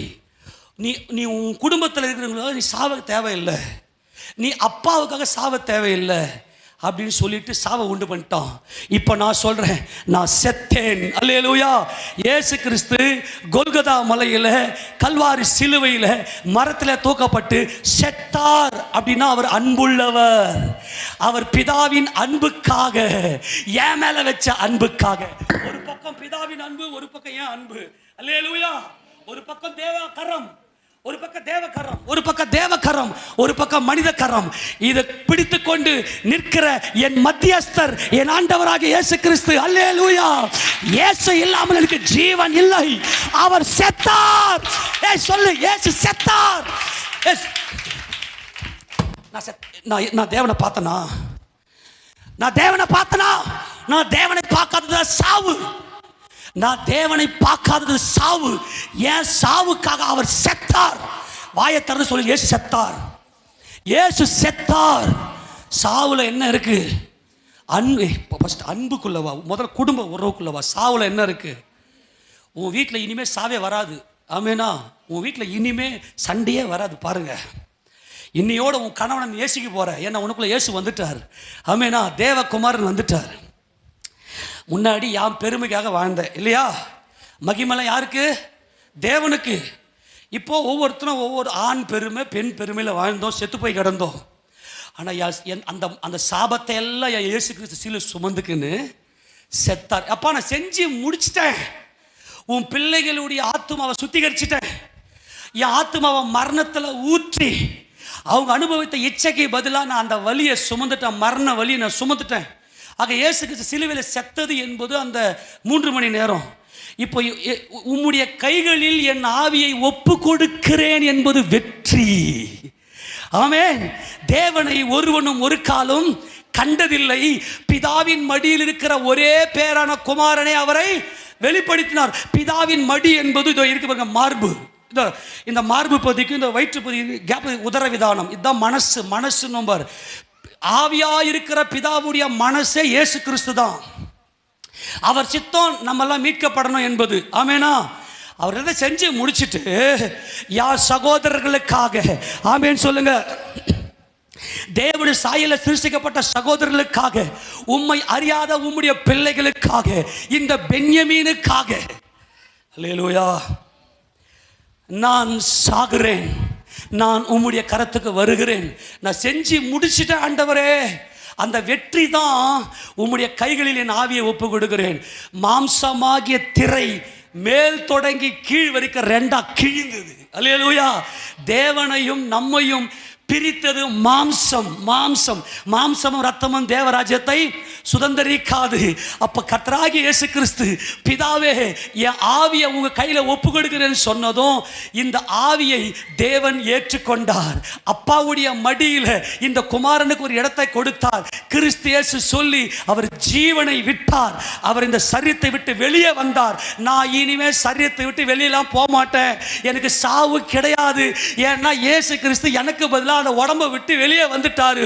அவர் உடம்பை விட்டு வெளியே வந்தது உண்மையானால், அது சத்தியமானால், இந்த இயேசு கிறிஸ்து ரட்சகர் ஆனால் எனக்கு சாவு வராது. எல்லாரும் கையை தட்டி மகிமை செலுத்துவோமா? நான் சாவை காணாமல் இந்த கடைசி நாட்களில் நாம் மறுரூபம் அடைய போகிறோம். சும்மா எல்லாம் இயேசு கிறிஸ்து கிட்ட சும்மா வந்து நீலி கண்ணீர்லாம் வடிக்காத. அவருடைய அதிகாரத்தை பெற்றுக்கொள். அந்த வெற்றி யாருக்கு? எல்லாம் வாய்த்தன்னு சொல்லு. அந்த வெற்றி யாருக்கு? அப்பா, இவ்வளோ நேரம் கத்துறதுக்கு எனக்கு மனசு குளிருது. எல்லாருக்கும் பண்ணு. அந்த வெற்றி யாருக்கு? வாழ்க வாழ்கவே இயேசு ராஜனே, வாகை சூடின வெற்றி வேந்தனே, வாழ்க வாழ்கவே இயேசு. உற்சாகமாய் வாகை சூடின வாழ்க, வாகை சூடின வெற்றி வேந்தனே, சிலுவை மரத்திலே வெற்றி கனிகள் குலுங்குது. சிலுவை சுமந்திடும் எனக்கு அதிலே பங்கு உண்டு. சிலுவை மரத்திலே வெற்றி கனிகள் குலுங்குது. சிலுவை சுமந்திடும் எனக்கு அதிலே பங்கு உண்டு. மரணத்தை ஜெயிக்க முடியுமா உன்னால? கவனிங்க, நீ டேப்லெட் போட்டனா உன் ஜுரம் போயிடுமா? ஒரு நாள் பாதாளம் உன்னை இழுத்துக்கும். நான் இதை பயங்கர பவர்ஃபுல்லாக பேசிக்கிறேன். உனக்குள்ள இயேசு என்கின்ற ஜீவனின் வல்லமை உள்ள வந்துருச்சுன்னா, இயேசு கிறிஸ்துவின் ஜீவனின் வல்லமை உனக்குள்ள வந்துருச்சுன்னா உனக்கு சாவு கிடையாது. அப்போ இதுக்கு முன்னாடி கிறிஸ்தவங்கெல்லாம் போய் செத்தாங்களே, அது சாவலை, இலைப்பாறுதலுக்கு போயிருக்கிறாங்க, வழியே இல்லை. அவங்க அப்படியே உற்சாகமாக வெளியே வந்தாங்க. அந்த மனசு தான் மெயின். அந்த மனசுக்குள்ளே இயேசு கிறிஸ்து இருக்கிற வழி இருக்காது. அந்த பதற்றம் அந்த மனசில் படபடப்பு அதெல்லாம் இருக்காது. அங்கே மனமகிழ்ச்சி. ரத்த சாட்சியாக மறித்தார்கள் அப்போஸ்தலர்கள்லாம். ஏன் சந்தோஷமாக வந்து மறிச்சாங்க. அப்பா மகிமையில எங்கள் அப்பாவுக்கு தான், இந்த உடம்புக்கு இல்லை. வெட்டுக்கடா வாங்கடா. நம்ம ஊர் தோமாவை ஈட்டி எடுத்து குத்தி சா வச்சாங்க. இயேசு கிறிஸ்துவோட கூட இந்த 12 சீடர்கள் அவர் ஒருவர். இந்த நல்ல நாளிலே அவரை நினைவு கூறுகிறோம். அவரை நம்முடைய தேசத்துக்கு, நம்ம ஊருக்குயா, நம்ம ஊரியா சென்னை, நம்ம எங்க இருக்கோம் இப்ப? இந்தியாவுக்கே சொந்தம் இயேசு கிறிஸ்து. ஆமெனா. நம்ம ஊருக்கு நம்ம தேடி நம்மை மரணத்தில் ஜெயிப்பதற்காக தோமா, சென்ட் தாமஸ் மவுண்ட், கிண்டிலையா இருக்குதுயா சென்ட் தாமஸ் மவுண்ட், நம்ம ஊருக்கு அனுப்பின அந்த தோமாவுக்காய் நான் இயேசு ராஜாவை ஸ்தோத்தரிக்கிறேன். எதுக்காக? நீ மரணத்தை ஜெயிச்சு தேவ சமூகத்துக்கு வரணும், என்றென்றைக்கு பூமியை ஆளுகை செய்யணும். முன்னாடி சகோதரனை பகைச்ச, ரத்த பழி உன் மேல இருந்துச்சு. ஏன்னா அப்பாவை நீ அறியாம இருந்த. ஆமெனா. பிதாவை ஒருத்தரும் பார்த்தது இல்லை. ஆனா இயேசு கிறிஸ்து தேவனுடைய குமாரன். அவர் என் அண்ணன். ஏசப்பா என் அண்ணன் சொல்லுங்க. இயேசு கிறிஸ்து அண்ணன் வாய்த்தான் சொல்லு. இயேசு கிறிஸ்து தெய்வம் என் அண்ணனா நம்மள யாரு? தேவர்கள். இதுக்கெல்லாம் கையை தட்டுங்க, இதுக்கெல்லாம் கையை தட்டுங்க.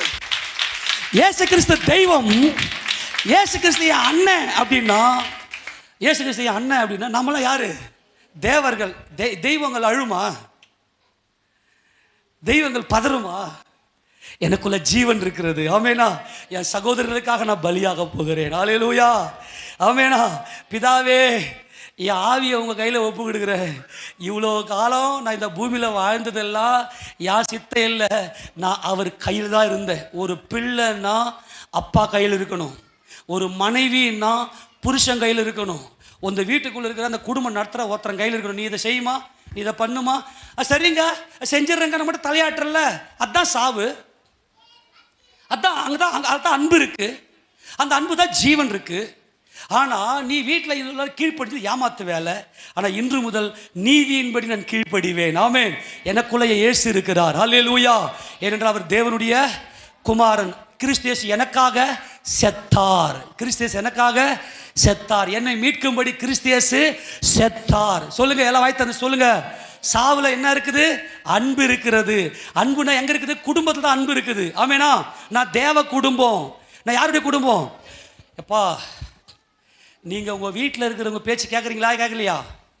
இதை மட்டும் கை தூங்க. எங்க வீட்டில் இருக்கிறவங்க பேச்சா நான் கேட்குறேன், கை தூங்க. கேட்கலையா? இவ்வளோ கொடுமையான ஆட்களா? உண்மையாக தானேப்பா. உங்கள் வீட்டில் இருக்கிற பேச்சு கேட்குறது தானே. அப்போ ஏன்? அன்பு இருக்குது இல்லையா? குடும்பம். அப்போ இயேசு கிறிஸ்து செத்தார். அவர் சித்தம் செய்யலை, அவர் சித்தத்தை பலியாக்கி எங்க அப்பா சித்தம் செய்யறார். அப்ப தேவன் இருக்கிறார். எப்பா எல்லாம் புரிஞ்சுதா? இவர் என்ன பண்றாரு? மாம்சத்தில் வெளிப்பட்ட இயேசு கிறிஸ்து சிலுவையில கடைசியா, பிதாவே என் ஆவியை உன் கையில ஒப்பு கொடுக்கிறேன்னு சொல்லிட்டு ஜீவனை விட்டாரா? அப்பா ஏத்துக்கினாரா? கையை தட்டி வெற்றி சிறந்தாரே. எல்லாம் முடிந்தது. எல்லாத்தையும் முடிச்சு எங்க அப்பா சொன்னதை, எங்க அப்பா சொன்னாரு, என் பிள்ளைங்க எல்லாரும் என் சமூகத்துக்கு வரணும், அப்பாவை பார்க்கணும், அப்பாவை முகமுகமா தரிசிக்கணும். ஆனா அவங்க சபிக்கப்பட்டவங்களா போயிட்டாங்க. இல்லப்பா, அவர்களுக்கு பதிலா நீர் போய், ஏனென்றால் நீர் அன்புள்ள குமாரன், நீர் பாசமுள்ள குமாரன், நீ நீதி உள்ள குமாரன், நீ அன்பே உருவான குமாரன், நீ என்னுடைய மகிமையின் பிரகாசம், என் தன்மையின் சொரூபம். நீர் போய் இவங்க சாபத்தை சுமப்பீரா, நீர் மரத்தில் தூக்கி போடப்படுவீரா. ஏன்னா பூமியில வாழும்போது ரத்தம் சிந்திட்டான், அப்பாவுடைய அன்பு இல்லாம இருந்துச்சு. அதனால நீர் மரத்தில் தூக்கி கொலை செய்யப்பட உமக்கு சித்தமா? அப்பா நான் போகிறேன். அதனால தான் இயேசு கிறிஸ்து எதற்காக சிலுவையில தூக்கி கொலை செய்யப்பட வேண்டும்? பதில் நீங்க தான் சொல்லணும்.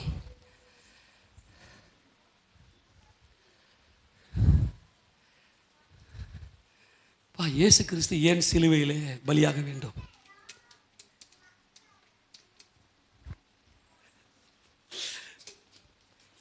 இயேசு கிறிஸ்து ஏன் சிலுவையில் பலியாக வேண்டும்? எனக்கு தேவை உங்க அன்பு தான். உங்களுக்குள்ள ஏசப்பா போயிடணும். சரி, ஃபர்ஸ்ட்ல இருந்து நம்ம ஆரம்பிச்சிடலாம். ஓகேவா?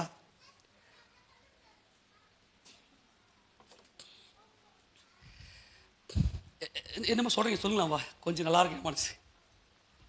என்னதுவா? இல்ல நியாயப்பிரமாணத்தின் சாபத்துக்கு என்னை நீங்களாக்கி மீட்க. அது கலாத்தியர் 3:13 தான்பா. நியாயப்பிரமாணத்தின் சாபத்துக்கு என்னை நீங்களாக்கி மீட்பதற்காக அவர் சிலுவையில் பலியானார். இயேசு கிறிஸ்து ஏன் கொல்கொதாவில் செத்தார்? சாத்தான் தலையை உடைச்சி வெற்றி சிறப்பதற்காக. ஆமேனா? இந்த கனியை நீங்கள் புசித்தால் சாகவே சாவீர்கள், அப்பா சித்தம் செய்வ அப்படின்னு ஏதேன்னு சொன்னாரா? பிசாசு வந்து என்ன சொல்லிட்டு, அப்பாலாம் ஒன்றும் இல்லை, நீ எங்கே பார்த்த? தேவனை கண்டவர் யார் மட்டும்தான்? குமாரன் மட்டும்தான். அவரே வெளிப்படலையே, நீ சாவது இல்லைன்னு சொல்லி நம்ம சாவச்சிட்டான். இப்போ நம்ம இயேசு கிறிஸ்துவோட சிலுவையில் செத்துட்டோம். ஆமேனா? இங்கிருந்து தான் நாளைக்கு ஆரம்பிக்க போகிறோம். என்ன, நாளைக்கு நாளன்னைக்கெலாம் இயேசு கிறிஸ்துவோட நம்ம செத்துட்டோம். ஆமேனா? இயேசு கிறிஸ்து யாருடைய குமாரன்? தேவனுடைய குமாரன். அவர் தேவன். அவர் சிலுவை மறுத்து ஏன் பாவத்துக்காக. அப்போ அவரோட செத்து போயிட்டேன். இனிமேல் நான் எப்படி தான் நடந்துக்குவேன்? அன்பா நடந்துக்குவேன். அல்லேலூயா. இனிமேல் அன்பு மட்டும்தான் எனக்குள்ள வெளிப்படும். ஆமென். உண்மையான அன்போட, கபடம் இல்லாமல் உண்மையான அன்பு எனக்குள்ள இயேசு இருக்கிறார். எனக்குள்ள யார் இருக்கிறது? இயேசு. எனக்குள்ள யார் இருக்கிறது? எனக்குள்ள யார் இருக்கிறது? இயேசு இருக்கிறார். அப்போ இயேசு கிறிஸ்து சிலுவையில் என்ன பண்ணிட்டாரு? வெற்றி சிறந்தார். ஆமென் சொல்லுங்க. சிலுவையில் என்ன சிறந்தாரு? வெற்றி பெற்று விட்டார். சிலுவை என்ன பண்ணி விட்டார்? எப்படி வெற்றி பெற்றார்? செத்து. ஆமென். எப்படி வெற்றி பெற்றார்? சாவுல என்ன இருக்கு? அன்பு இருக்கு. அன்புல என்ன இருக்கு? Very good. ஹல்லேலூயா. அப்ப அன்பு எங்க இருக்கும்? குடும்பத்தில் இருக்கும். அப்ப இவர் தேவ குடும்பம்.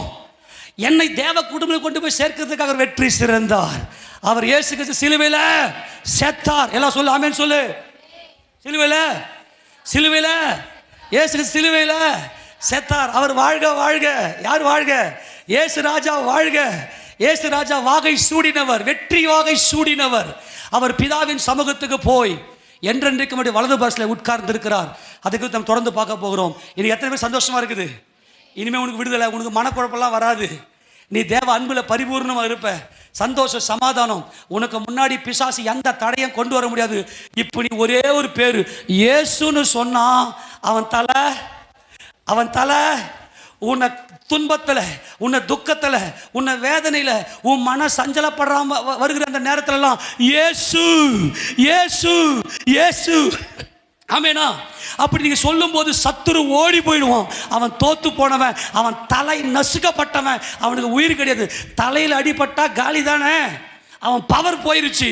கொல்கொதாவில் அவன் தலையை நசுக்கிட்டார். பிசாசுக்கு பவரு இல்லை. சும்மா பேய் வருது, பிசாசு வருது, என்னை பிசாசு விழ தள்ளிட்டான், என்னை சோதனை தள்ளிட்டு அப்படியே சொல்லாத. நீ இயேசுன்ற பேரை மட்டும் சொல்லிக்கினே இரு. அவர் சாவை ஜெயித்தவர். ஆமென் சொல்லாமா? இயேசு என் ரட்சகர். அறிக்கை பண்ணு. இயேசு கிறிஸ்து என் ரட்சகர். இயேசு கிறிஸ்து ரட்சகர். அவர் எனக்காக செத்தார். அவர் அன்புள்ள தேவன், அவர் ஜீவனுள்ள தேவன். எல்லாரும் முழங்கால் படிட்டு, நல்லவரே நாங்கள் உம்மை ஸ்தோத்திரிக்கிறோம் ஐயா. நன்றி.